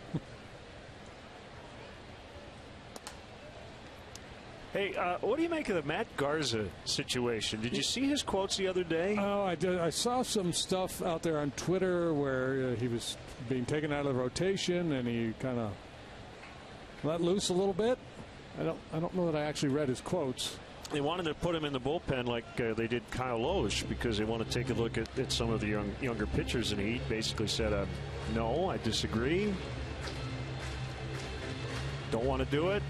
I'll take it as a slap in the face. I'll get ready for next year. So it sounds like at this point he's just going to suit up, not going to pitch at all. Yeah. He essentially declined to pitch out of the bullpen. Yeah. Wow. Swing and a miss, strike 3. Well, I'm surprised they would want to use him out of the bullpen. And, in September with all the call-ups, they would have plenty of arms out there. So I'd get their decision to shut him down and look at some young guys. And I can understand his desire not to pitch out of the bullpen, but to, dig in and say, I won't do it. he's getting paid awfully well. So, if I were Matt, I would have said, yeah, I'd prefer not to. But if you want me to pitch out of the pen, sure. My last year in Houston, I was taken out of the rotation. I was going to be a free agent at the end of the year. And I was told, we're not going to use you anymore in September.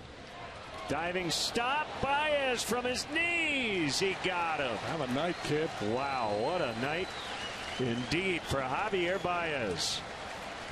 Looks like he grew up playing third base. He was a shortstop. That's a shortstop play.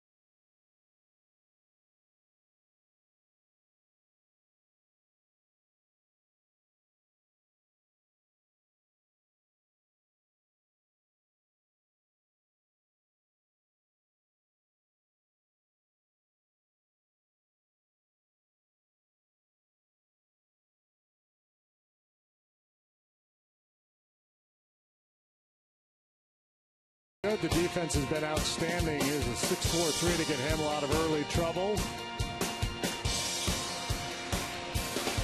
Another 6-4-3 double play for good measure. Baez a couple sparkling plays here on the bunt. And then this one, just a great reaction play and flips it on over from an E. Coughlin with a big play in left. Rizzo and Russell conspired on a play earlier as well. Good stuff. Kid can play the game.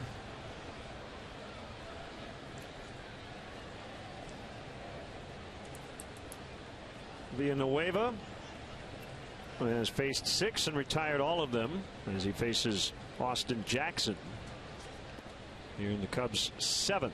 So anyways, I was telling before the inning break, my last year in Houston, I was going to be a free agent, and they were rebuilding, and I was told you're going to take you out of the rotation, and probably won't use you out of the bullpen.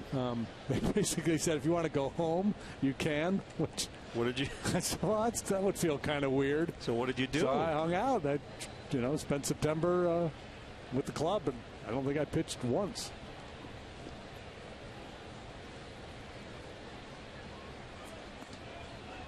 And I didn't want to pitch. Really didn't want to pitch out of the bullpen. Sure. Difference being, I was going to be a free agent. They were moving on. I knew I wasn't coming back. Garza's that relationship's going to have to exist, going forward. Yeah, it felt like a very emotional response. Fair ball, and not a particularly reasoned one. And Jackson is in as Hayward's throw would not have gotten him either way. Austin is 2 out of 4. Yeah, plus a line out last time up, so 3 real good swings tonight for Jackson. He likes to shoot the ball the other way. His base hit was to right, his line out was to right, and his 2 base hit to right.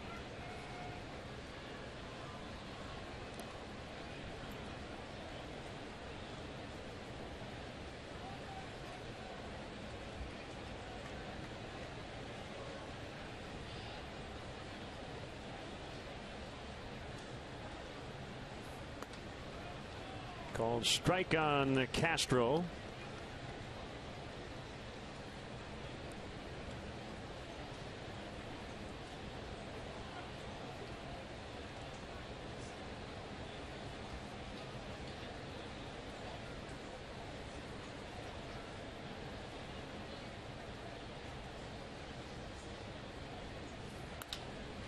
Line drive, left center, and it's down. It's going to get to the wall. Here comes Jackson. Castro to second with a double. Third time on for Starlin. He's got 4 RBIs tonight.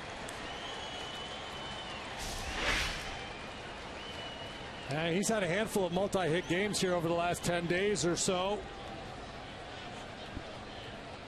Jay in dogged pursuit just couldn't get there. Another RBI for Castro. You see Jackson reading it, sees it down, knows he can just cruise on into home.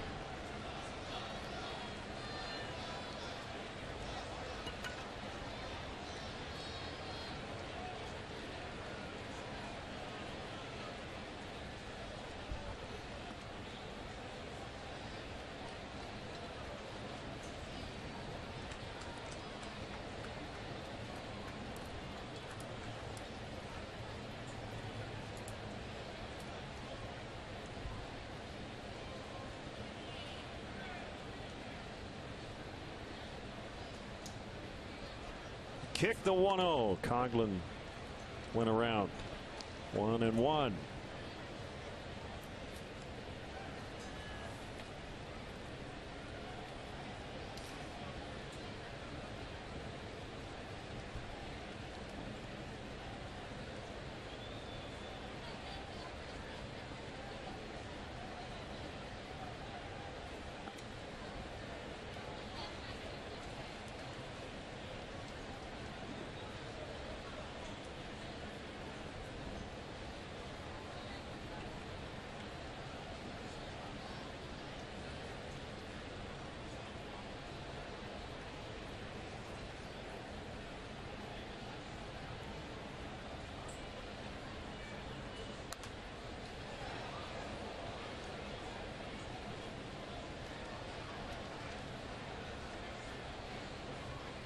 With a win tonight, the Cubs would move 23 games above 500. That would be the high water mark for the year.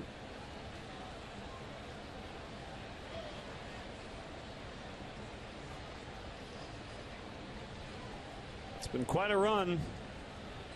Cubs trying to get to 28-10 since July the 29th and win their 5th in a row. He struck him out. First strikeout for Villanueva, and the first out here in the Cubs' 7th. That'll bring up Anthony Rizzo. You just joined us. Rizzo hit a 2-run homer in the first, the 100th of his career. Jason Hamill with an RBI single in the second. Starlin Castro a 3-run homer. That made it 6-0, and no runs until this 7th inning. Castro an RBI double. Cardinals haven't scored yet in the series.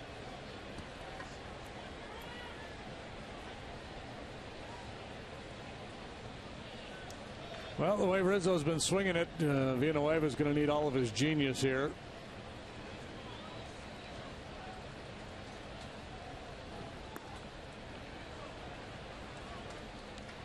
Sometimes you can tell just by the way a guy takes a pitch how well he's seeing the ball.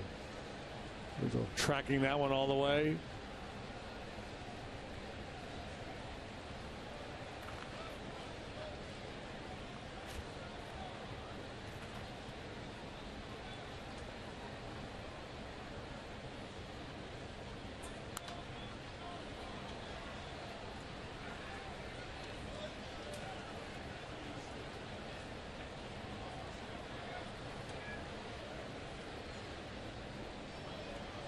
Look at that. Mets have come all the way back to take the lead.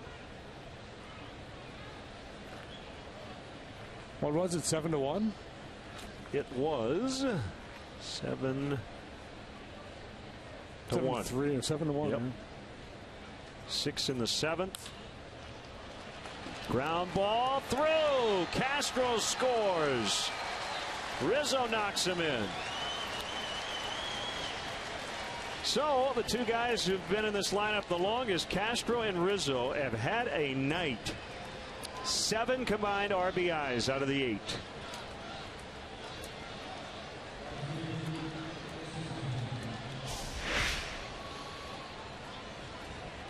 Yeah, you just had a feeling the way Rizzo's been seeing it and swinging it, he was likely to hit the ball pretty hard off Villanueva here. And just beyond the diving rover, Matt Carpenter, RBI single for Rizzo.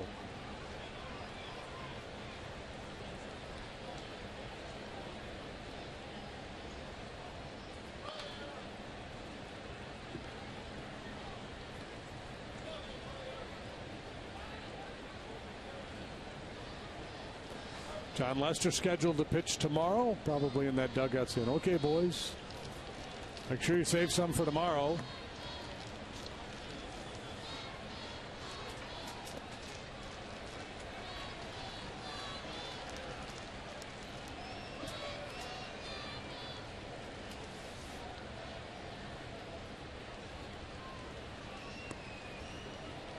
Former Marlins Steve Cishek.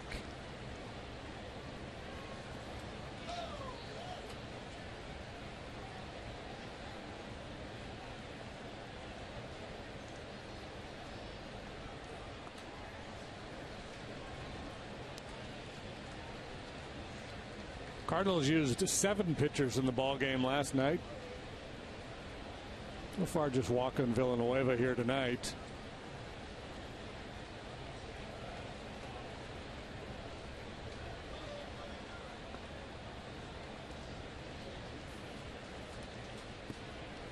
Pitching has led the way for St. Louis this year, but they've been roughed up here lately. In their series with the Pirates, they gave up 9 in one game, 7 in the finale on Sunday. So 9, 7, 9, and now 8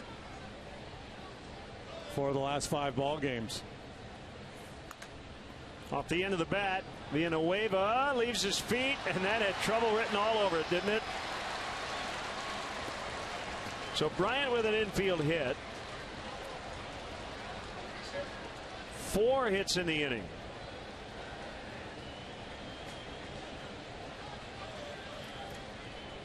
First 3 all really well struck. This a bit fortunate for Chris, but it gets him on the board here. 1 out of 4 now as he lunges for that one. He leaned for it. Villanueva dove for it. Couldn't get the handle. Would have been a tough play anyway with Bryant going down the line.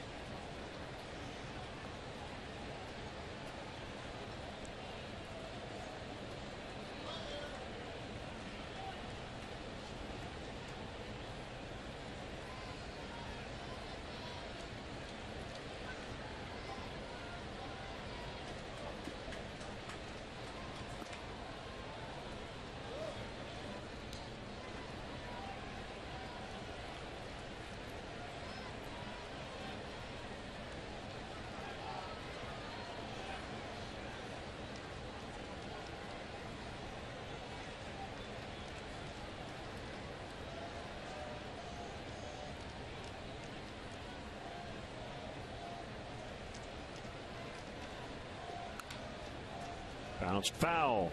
It'll be a Lester and Ross day tomorrow. John Lester on the mound. David Ross back to the plate. John's probably not even here, back at the team hotel. I talked to him today. Said he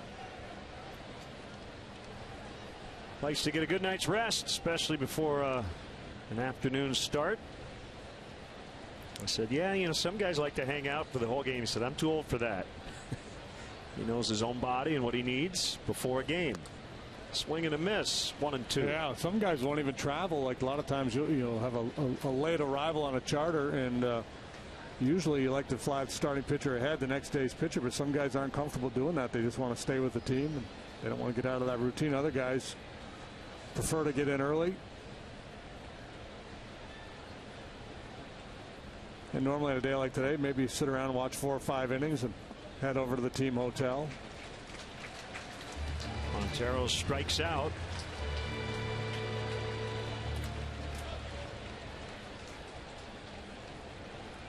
I did that once here. Scheduled to pitch the next day.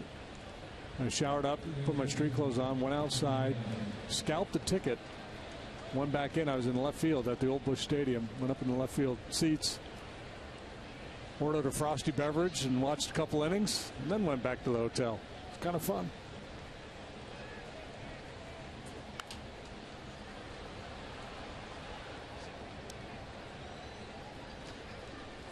What'd you have, a root beer? No, I had a beer. Oh, you had a beer. Beer. It would be. It would have been more fun to actually, like get seats out by the bullpen and heckle your teammates. A beer. I like it. Swing and a miss. 0-2.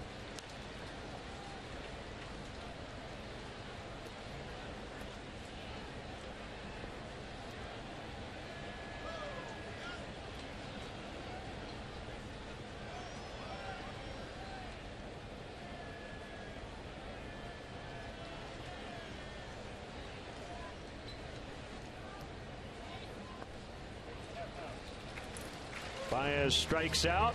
All 3 outs were punch outs, but the Cubs scored twice. 8-0.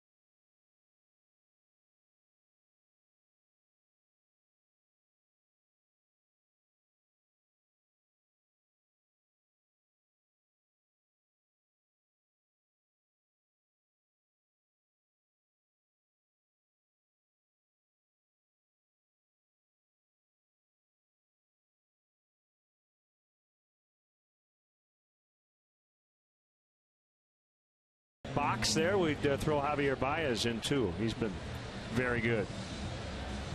He gets honorable mention. Yeah, if we had a few more, we'd put Peter Brady in there and Marcia and Alice and the whole gang.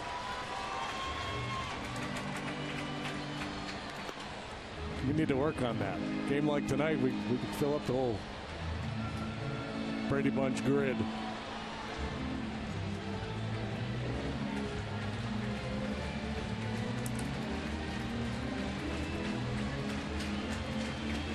Put Joe's mug in the middle, looking up like the way Alice does.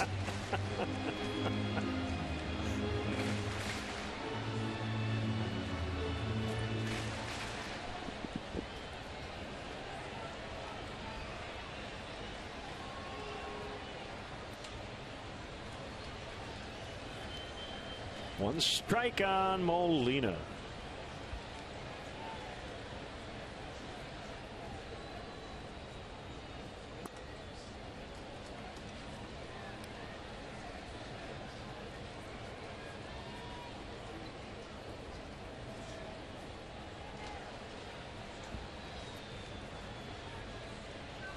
Strike two. Pretty good straight change from Hamill. Comes back with a fastball in.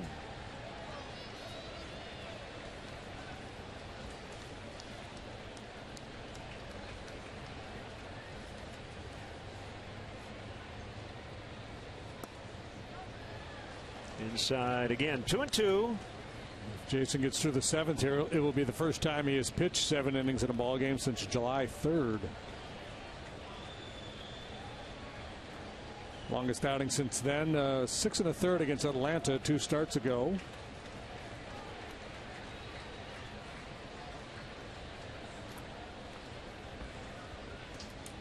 A little wobbly early with a couple first inning walks, and he got a double play ball off the bat of Molina.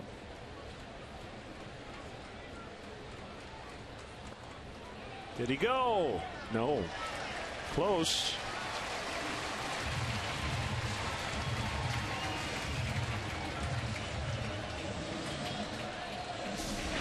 First base runner since the Molina single in the fourth. Could have.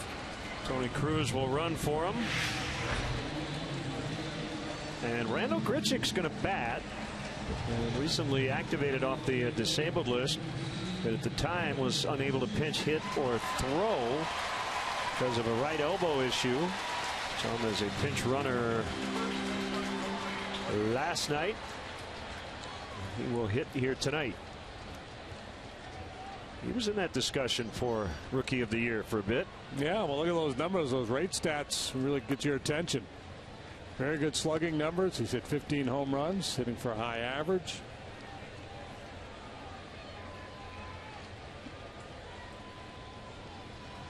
Cardinals have done all this winning despite suffering some pretty significant injuries. We talked about Wainwright earlier. Holiday's been down for a good long while. Matt Adams as well. He crosses that one to left, and that will get the Cardinals on the board for the first time in the series as he finds the second deck, actually the third of 4 decks in left. He crushed it. 8-2 now. First plate appearance in a while for Grichuk.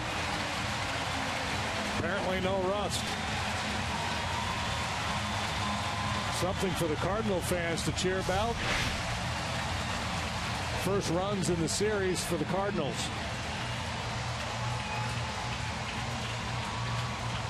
Good, compact, powerful stroke by Grichuk. He is a strong young man.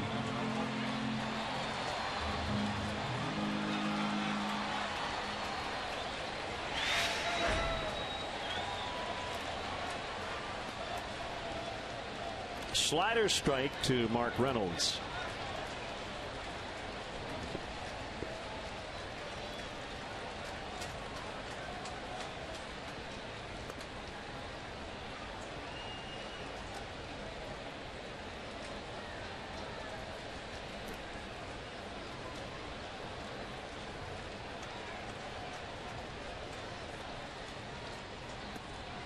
That's a strike, 1-2.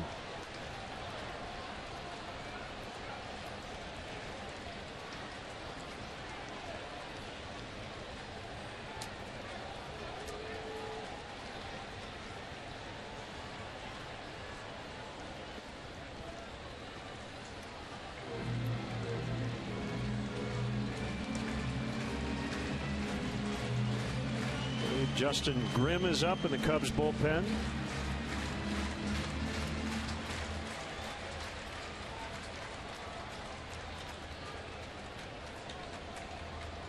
Pitch number 99 from Hamill, and where was it?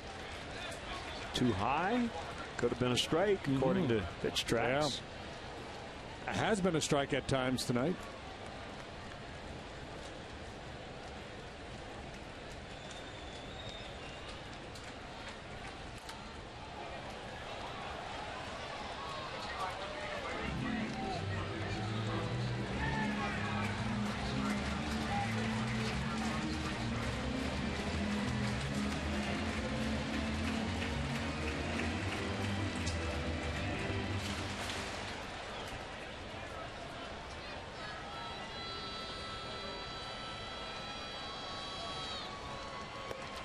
Ball 4.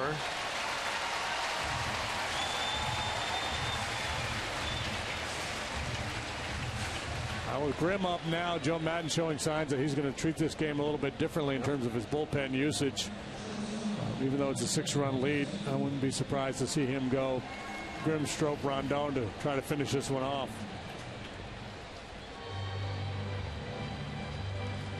Greg Garcia, the scheduled hitter.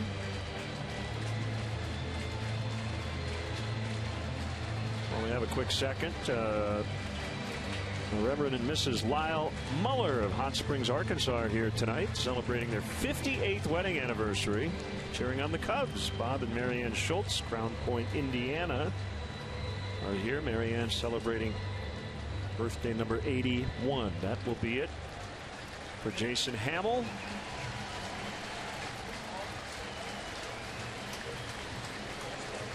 Pitching change here in the 7th. We'll be back.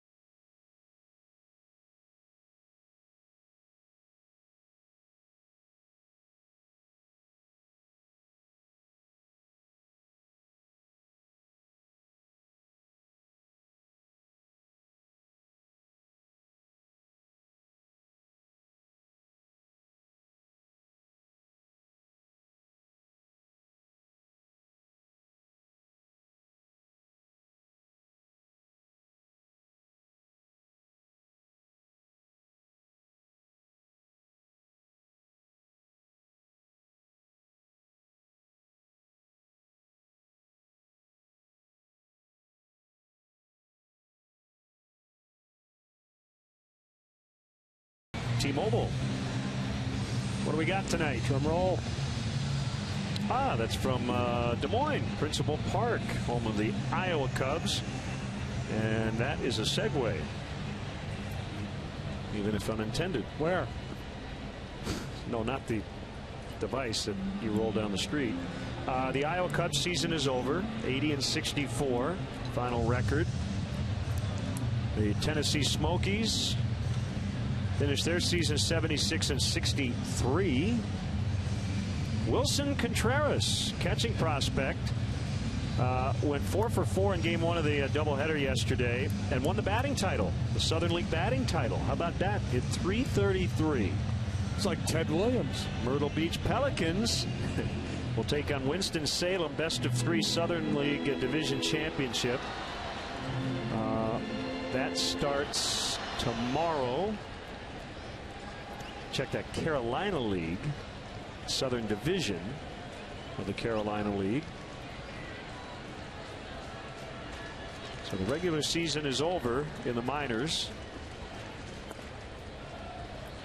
as Greg Garcia takes ball 1 from Justin Grimm.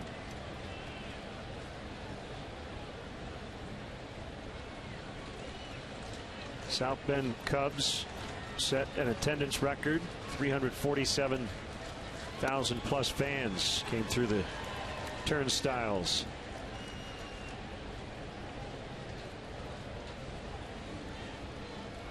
Fred Bird.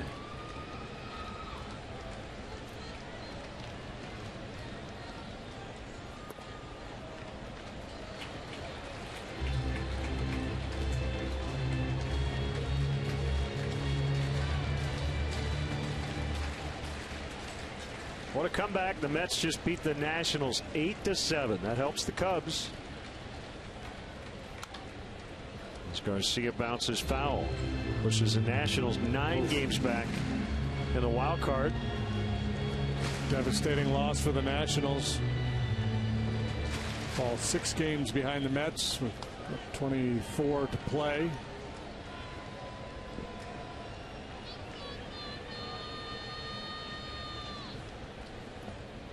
Swing and a miss. Strike 3.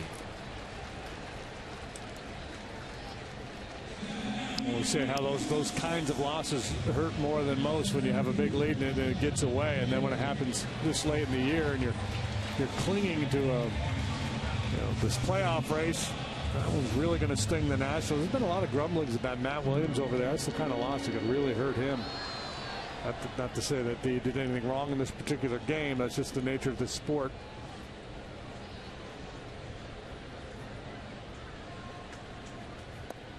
Ooh, ouch. That couldn't have felt good. No, it sounded bad. As Jay gets hit, and they'll send Reynolds to second. Outside of the right knee. Goodness, this guy's tougher than a $2 steak. How do you not crumple to the ground? He's got some padding. Doesn't he have a knee pad there, sliding pad? Maybe, because it sounded a little funky. When was the last time you had a $2 steak? I don't know, but don't answer that. It was really tough. We're going to say in some press box in the league.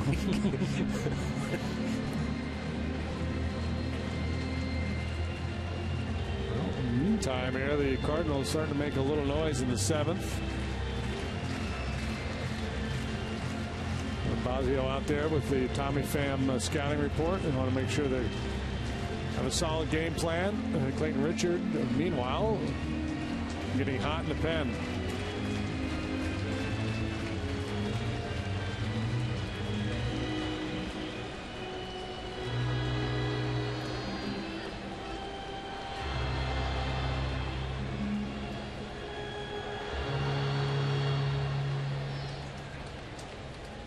Normally, if a team is going to come back on you, you have to present some opportunities. Kick the ball around a little bit, walk people. Pham inside outs one. It'll drop. And the bases are loaded. Well, the Cardinals having by far their best inning of this series. 2 outs, going to hit batter contributing here in the home 7th. Pham just pushes that one out into right field.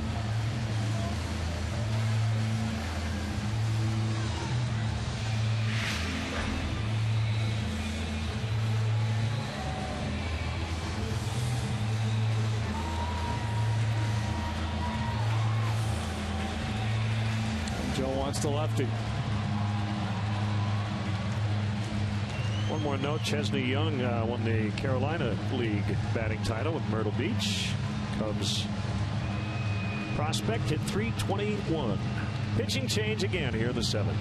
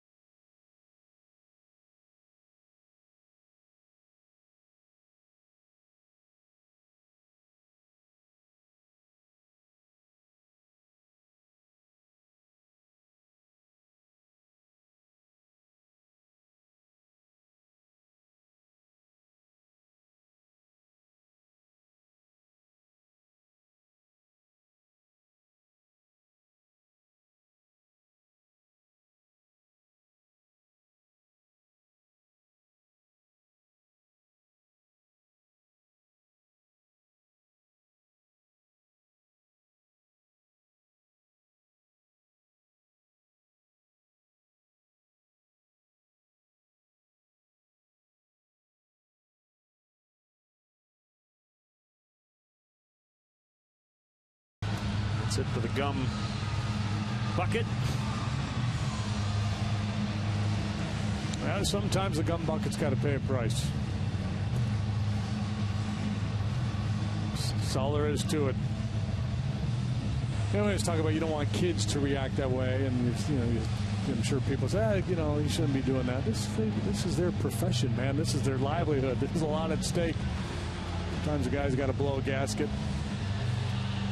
Yeah, the key is that it doesn't affect anybody else. Yeah, you don't be throwing bats around in there or doing anything that's dangerous. There was that incident earlier this year in San Diego. Matt Kemp spiked a helmet. It came up and hit Yonder Alonso in the head. It's got to be controlled rage.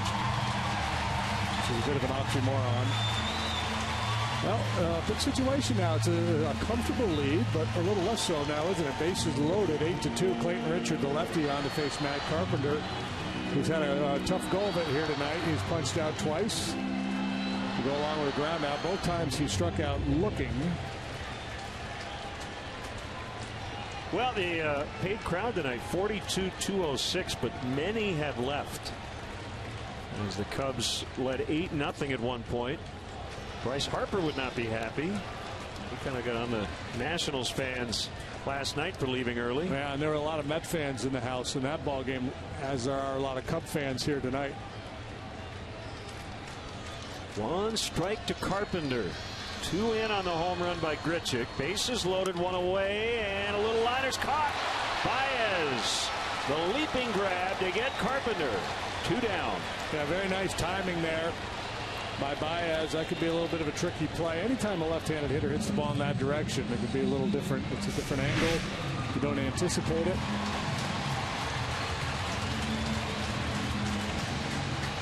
Good timing, good play.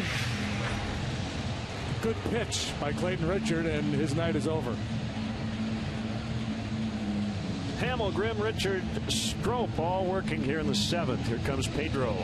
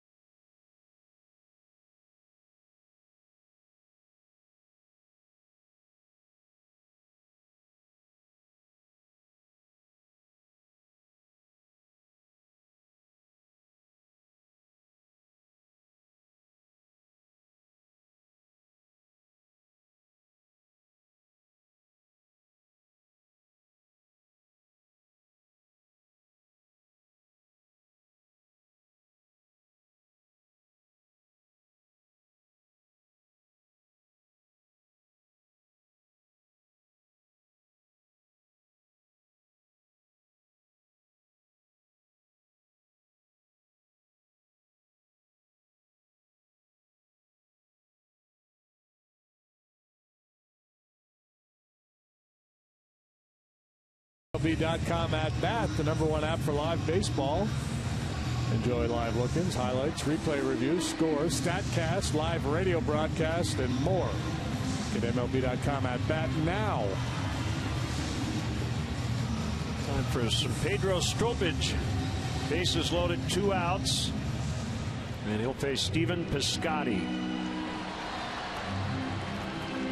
Strope 2-6 with a 295. Worked the finale of the Diamondback series. Got the last out after surrendering a home run to Nick Ahmed.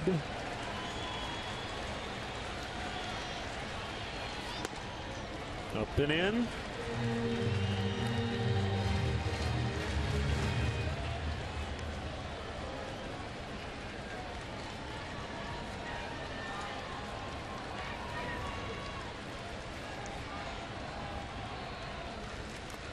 Swing and a miss. Back-to-back sliders. Second one a lot better. It's 1-1. Had a lot of success against this Cardinal team this year. Looking at his game log, and Cardinals have gotten to him a fair bit.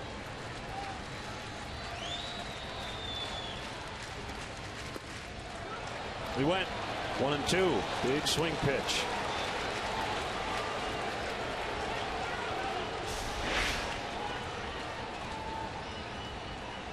Good call.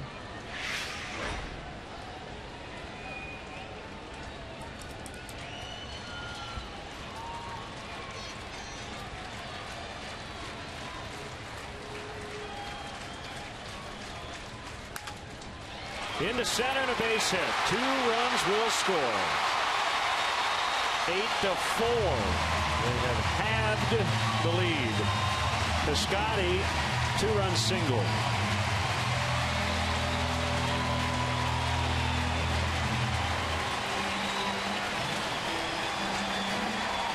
Didn't exactly tear the cover off the ball, but he hit it well enough and hit it in a good spot. Solid single up the middle for Piscotty. Scores 2. I'll close the book on Hamill. All 3 batters he faced here in this inning scored, so 6 plus 3 runs allowed. Other run charged to Grimm. And Montero blocks it. Grimm still could be charged with another run. Pham singled off him. He's now at second. 9th batter of the inning.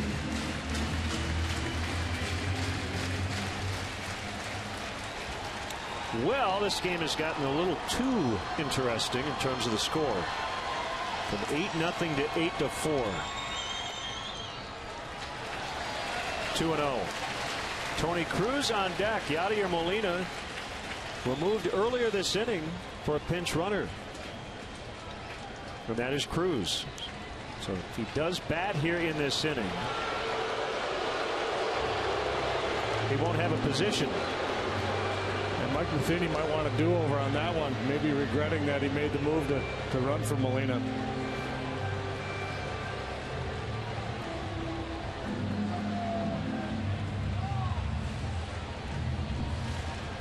Hard to blame him for taking him out, considering when he walked to start the inning, it was 8-0.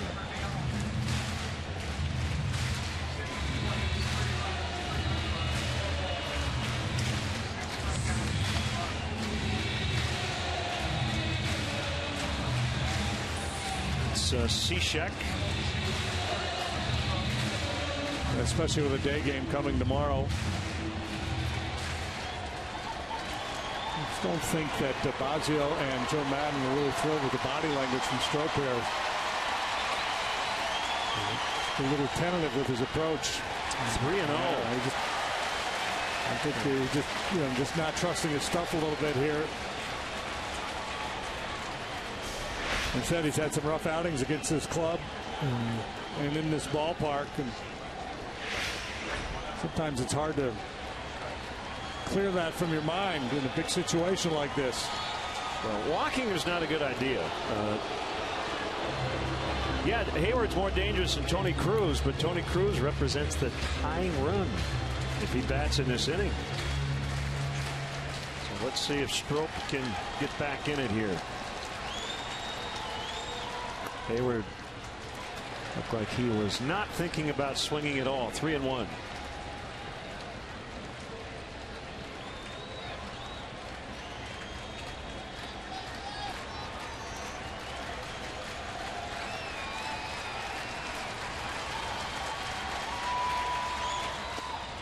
Way outside. Ball 4. Make that the third walk here in the inning. Plus a hit batter, Fernando Rodney. Looks like he'll be next.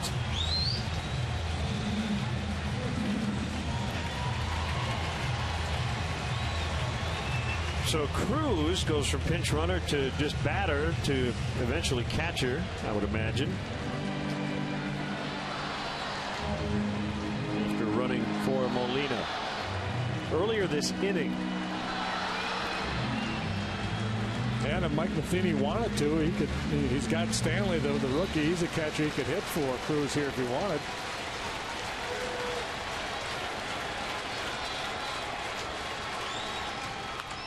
Pulled in the left and a base hit. One is in. Oquendo puts on the stop sign. Pham scores. 8-5.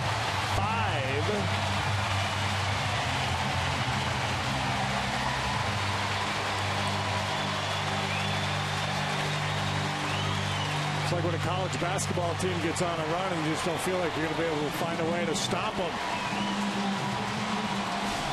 Here comes Grichuk, who hit the big home run earlier in the inning. So Grimm charged with 2 runs.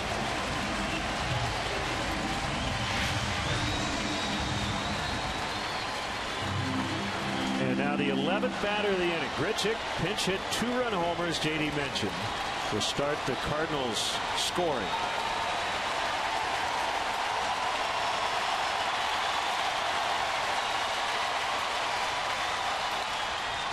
Yanked it foul.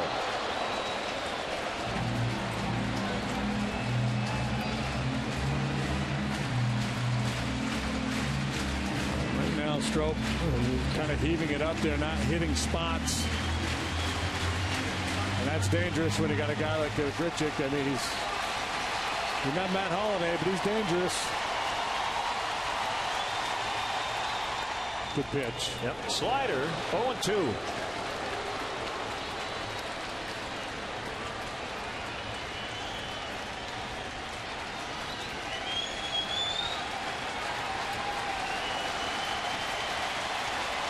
Another one off the plate.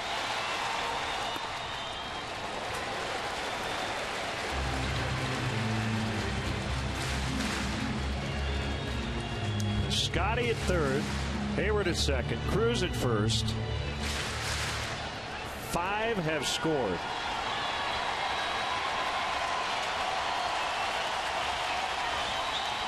Swing and a miss, and the inning is over. Took a while. Cardinals getting back into the game, 8-5.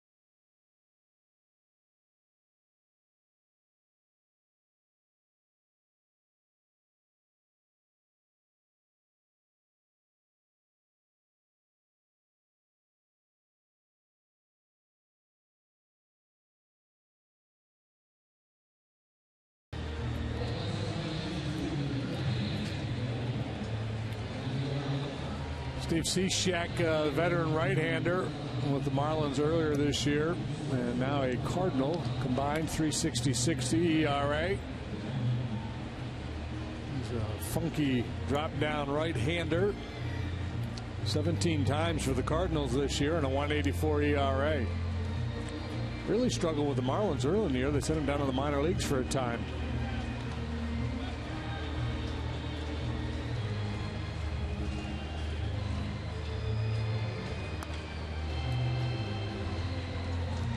Well, it's been eventful for that young man. A little too eventful for the Cubs in the bottom of the 7th. But they still have a 3-run lead. They'll try to add to it. Kyle Schwarber is going to get a chance. Coming back from the ribcage strain.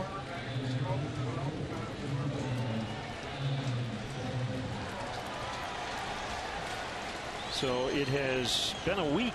His last action came September the 1st, 1 week ago today.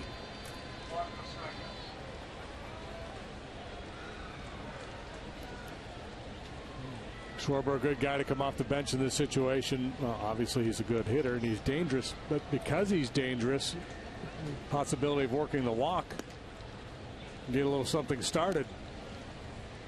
One statistical note from this game.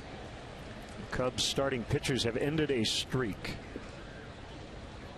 As Jason Hamill walked 4 tonight, so that ends their 65-game streak of 3 or fewer walks, going back to June 6th. It had been the longest active streak in the majors and the longest by a Cubs team since at least 1914, according to stats.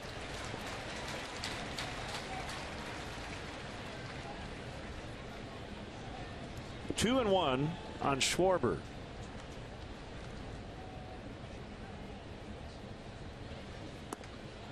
Oh, that's a good pitch here. 91 Antonino Cishek, for a drop down guy, gets a little something on that fastball. Those fastballs and sliders.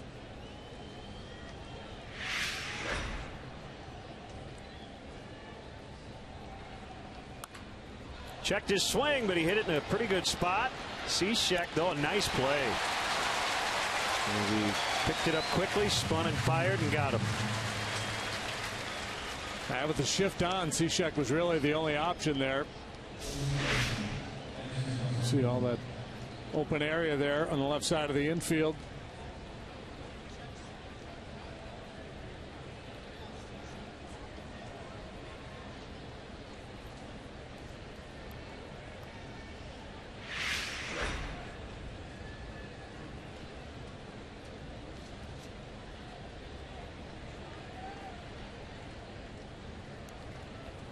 Russell swings late, hits it foul.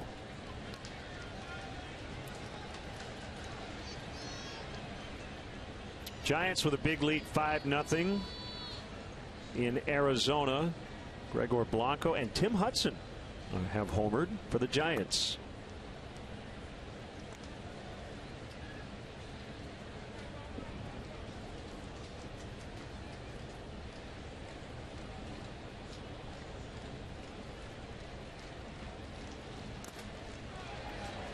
Cubs have shaved 1 off their magic number to make the postseason, down to 17 with the Nationals losing. Could get it down to 16 if they hang on tonight.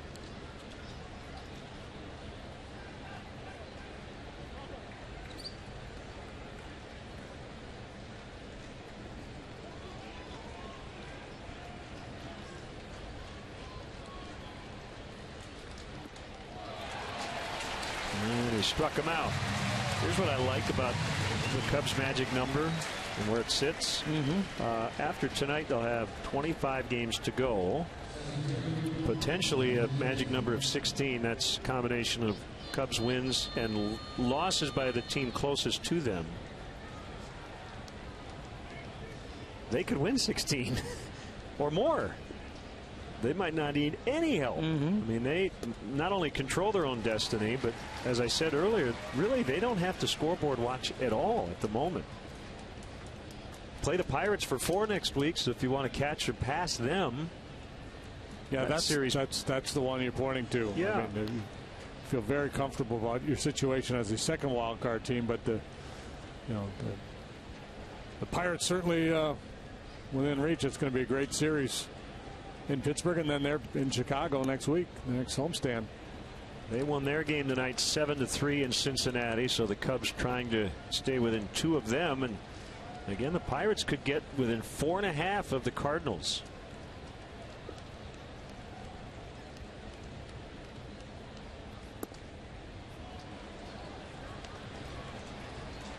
Three and 1 on Jackson.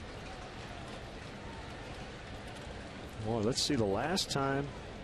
So they were 3.5 up on August 29th. So the Pirates have been this close, but not a whole lot here these last few months. Bottom 8. Cubs lead by 3.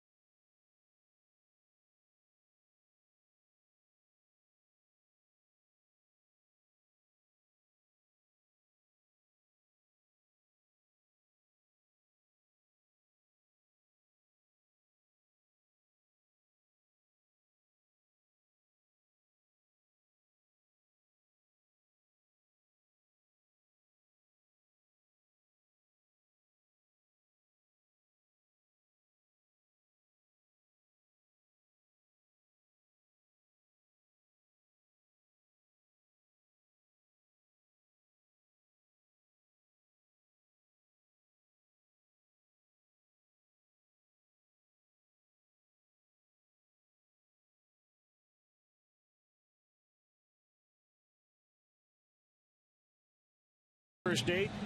Cardinals have the most previous 5 coming in the 7th. Here's Fernando Rodney. Rodney, the veteran, 38 years of age, will work for the 5th time as a member of the Cubs. Combined, he is 6-5 with a .543 earned run average. He's allowed 1 run in a Cub uniform.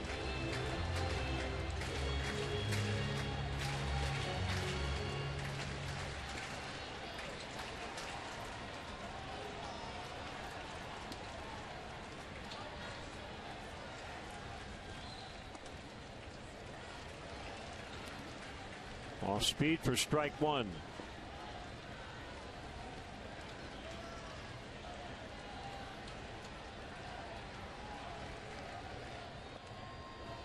Fastball low and away.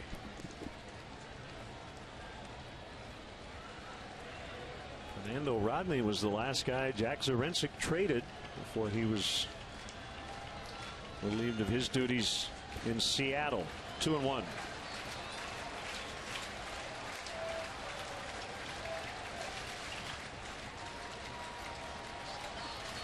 Evan Segrist is up. Yeah, I think one thing you have to remind yourself of if you're Fernando Rodney is that you have a 3-run lead here. Mark Reynolds is a dangerous hitter.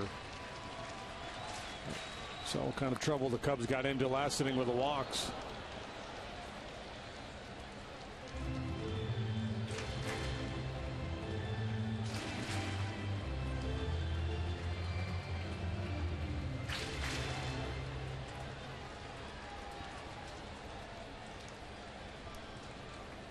38 years old. Fernando Rodney, 5'11", 220. Signed by Detroit back in 1997. Swing and a miss. Strike 3 on the fastball.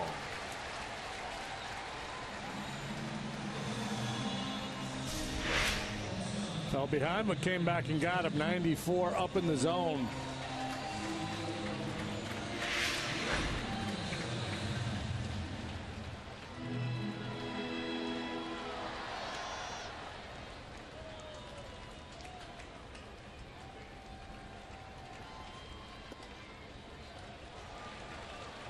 Strike on Garcia. One hit tonight, the double in the second.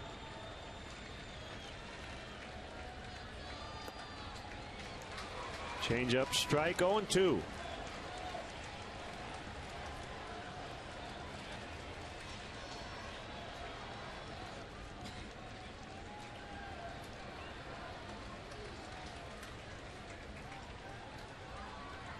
Swing and a miss on the change. 2 away. That's where Rodney, pretty intriguing guy, right-hander, but the ability to get out lefties. Yeah, changeup's been his moneymaker. I mean, he throws hard, but the changeup's been his signature pitch.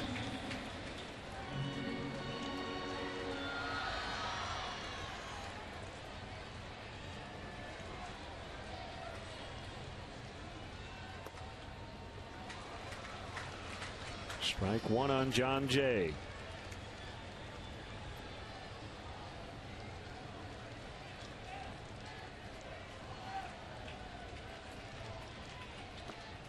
He's got an interesting delivery, doesn't he? Just kind of slightly turns his hips as he gets the sign.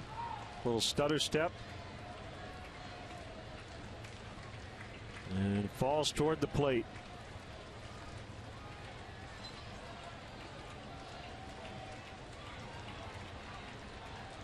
Deep breath, little turn. There we go. Castro's got it. And Rodney with a 1-2-3 eighth inning to the ninth. Cubs 8, Cards 5.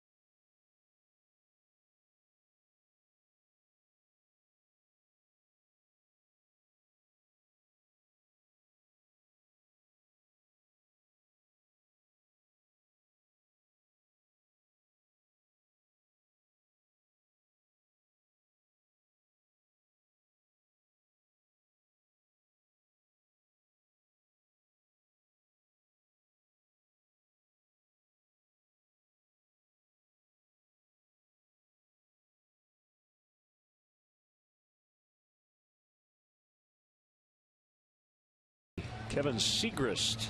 Segrist, he can light up the radar gun. Very good strikeout numbers. You see 76 whiffs against 25 walks and 61 2/3. League hits 204 against him. And boy, you talk about backward splits. Check that out. Lefties 308, right-handed hitters $160. If we were on the coast, we could say Segrist spells Seashek by the seashore. Say it anyway. But we're not. Or by the Mississippi. The Mississippi Sea. Segras seems to me to be the kind of guy who could really neutralize left-handed hitters.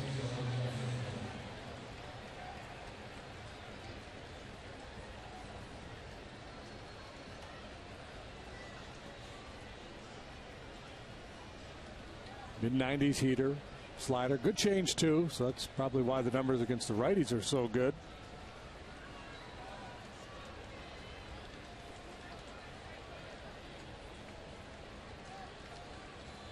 Big night for Starlin Castro. A walk, a homer, a ground out, and a double. 4 RBIs, 3 runs scored.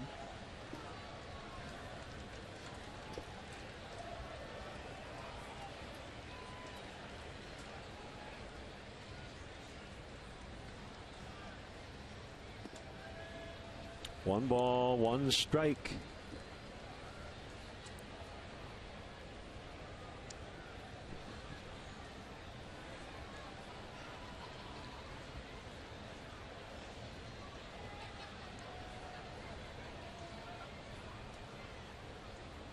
Here it is.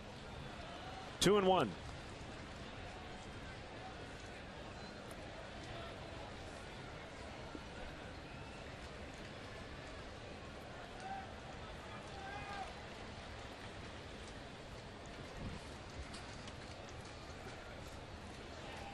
Royals ended their 4-game skid 4-2.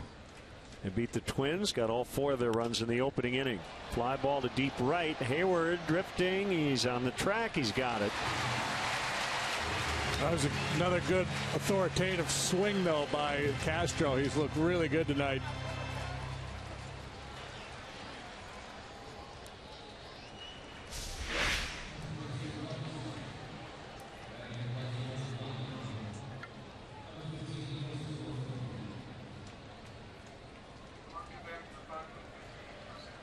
Chris DeNorfia. Pinch hits for Chris Coghlan. And he fouls out of play.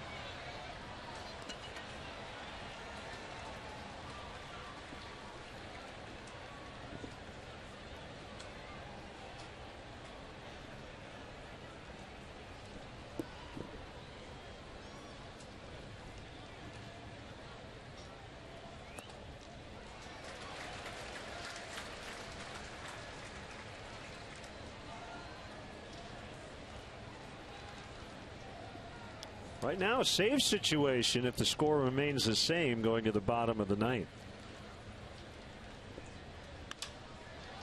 Hit well out of the deep right center. Jay on the move. He can't make the play. It bounds off the padding. DeNorfia makes a turn to third. The Pete Rose slide for good measure.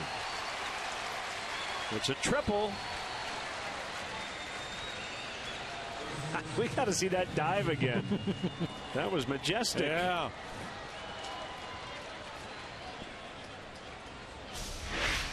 Well, he got on top of this high fastball and drove it into deep right center field. Jay in hot pursuit, and Hayward hustling over to back up. It gets a little too close, can't handle the carom, and that's what allows DeNorfia to go all the way to third base. Dun, dun, dun, dun. No chance they're going to let Rizzo swing here.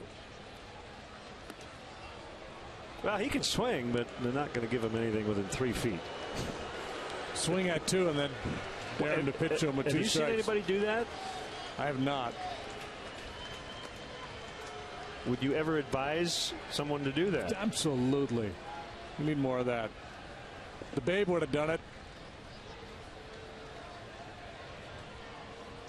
Well, they still would have walked the Babe.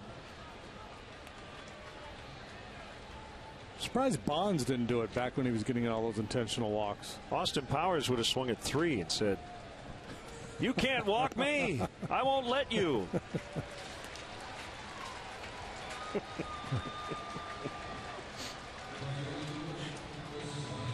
I love living dangerous too, baby. I'm unwalkable.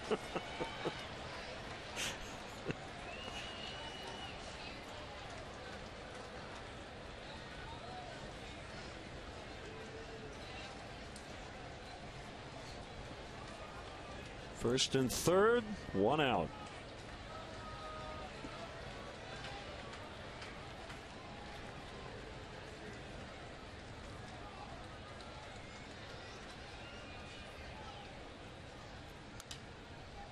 Yeah, so how about this situation? They walk Rizzo, even though he's a left-handed hitter, with the lefty on the mound to pitch to Bryant.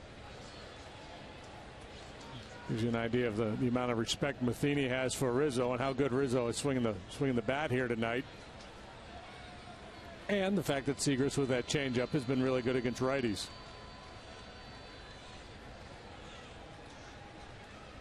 The pitch. Ooh. Aggressive cut there to fastball. 0-2.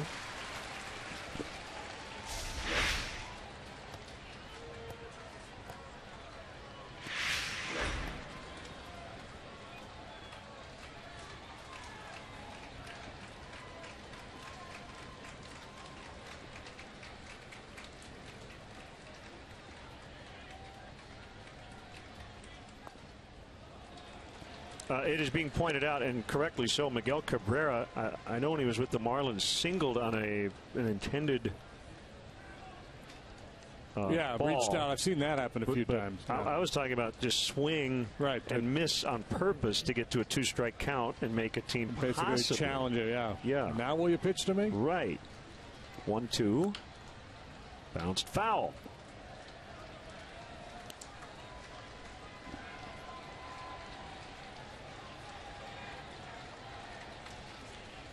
I do think guys should be ready to hit on all those pitches instead of just standing there with the bat on their shoulder, because you never know. A pitcher might make a mistake.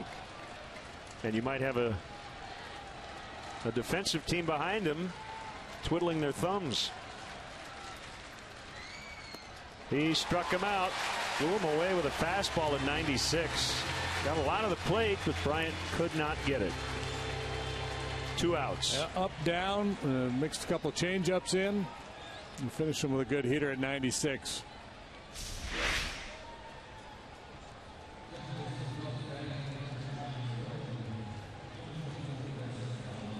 Got a big chunk of the plate. They were trying to go away. Missed his spot, but kept it down and had plenty on it. Dexter Fowler gets off the bench late to hit for Montero. And he fouls.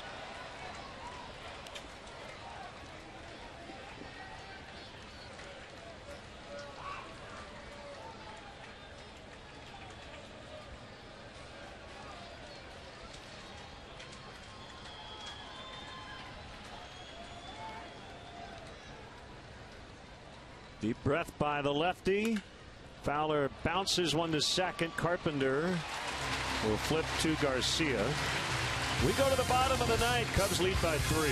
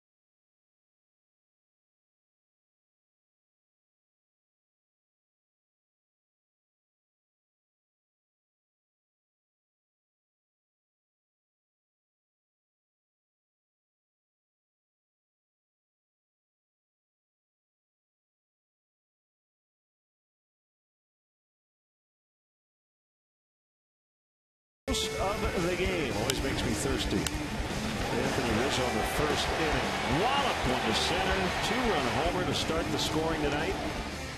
Starlin Castro, a 3-run homer. He's had a huge night. He's knocked in 4.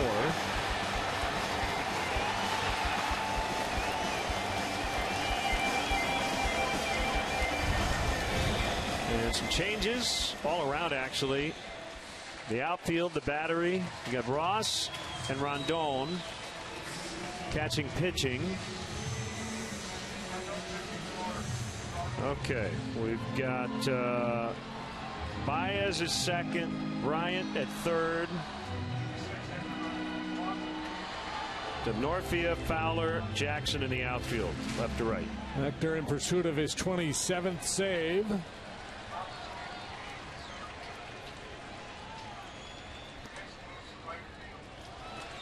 Tommy Pham, strike 1.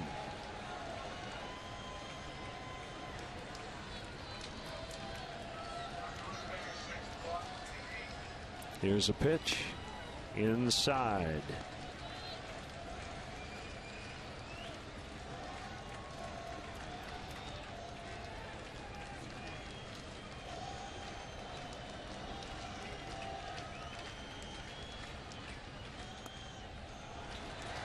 Breaking ball, strike. 1 and 2. So we got Russell and Rizzo, the only two at the original positions, still in the ball game.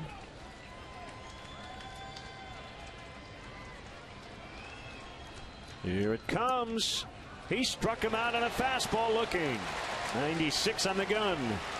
One away.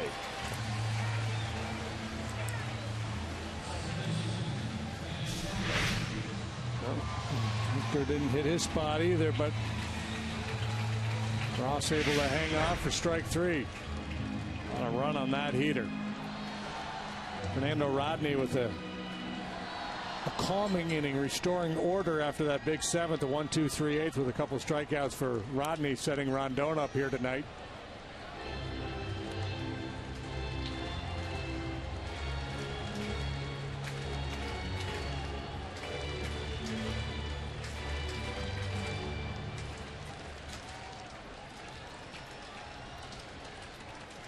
Here comes the 0-1 to Carpenter, pulled foul.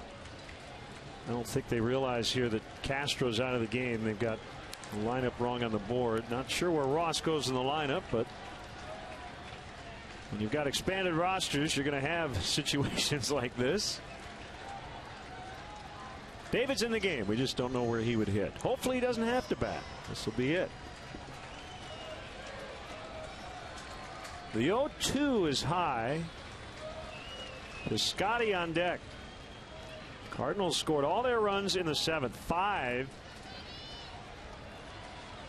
Maybe the moment of the game was Strop striking out Randall Grichuk to end that threat. Into the right field corner for Carpenter. And he's got a double.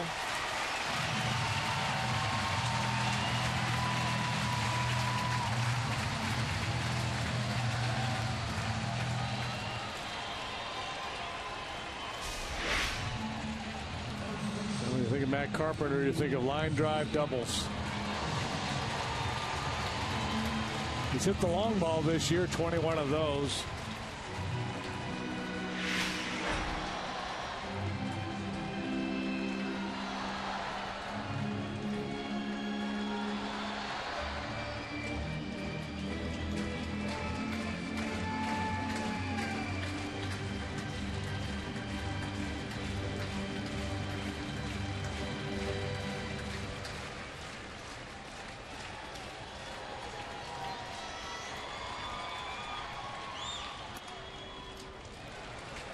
And 1 on Piscotty.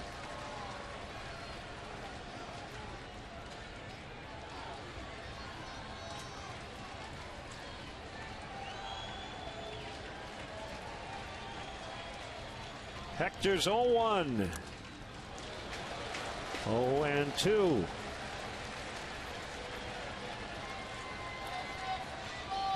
Suppose we should remind people who may have forgotten that Hector Rondon was a Rule 5 guy.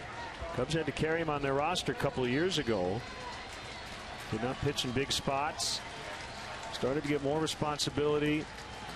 Got his arm strength back late that year. Just missed. Saved 29 games last year. He's got 26 so far this year. At one point was told he might not ever pitch again.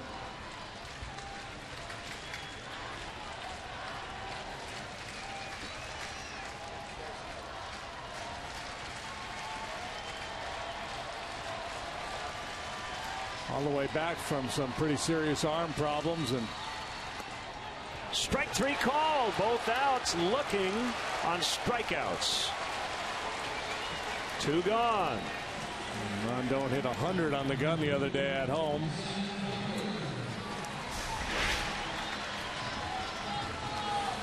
Just bust that heater right over the outside corner.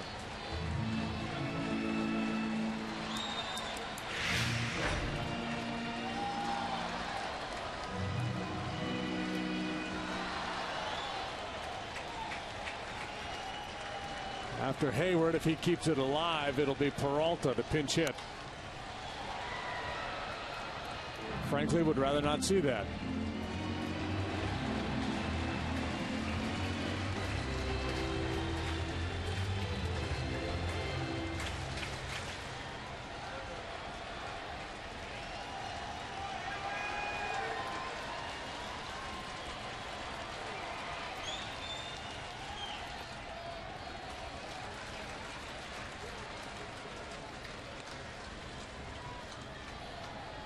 Hayward got off to a slow start, but since the beginning of May, he's been a 300 hitter.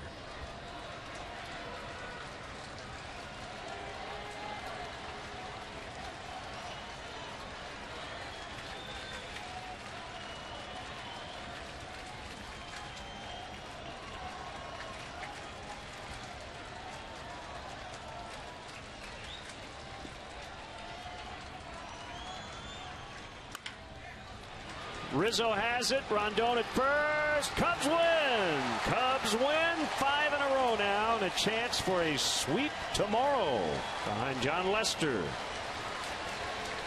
Well, not the same exact script as we saw last night. Similar as the Cubs jumped out early. This time the Cardinals showed a little fight, put 5 runs on the board in the bottom half of the 7th, but not enough as the Cubs hang on to win here 8-5. And boy, what a show put on by Rizzo and Castro, Baez, and company. Well, there's some who want to make this out to be a statement series, and I think right now it's about piling up wins and getting that magic number down to 0 as quickly as possible. Yeah, just win. You know, just win, and that's why, you know, even though it was 8-2 and it felt like a comfortable lead, you saw Joe get Grimm up, got Strop into the game. You get a chance to bank a W this time of year, you go for it, and you worry about tomorrow. Jason Hamill over Michael Waka. Rondon gets the save. And the Cubs beat the Cardinals. Again, the final score, Cubs 8, Cardinals 5. We are back here tomorrow, 12:30, and we'll kick off our pregame coverage at straight up noon right here on Comcast Sportsnet. And stay tuned. We've got more to come. Blue Cross Blue Shield Cubs post-game live is next.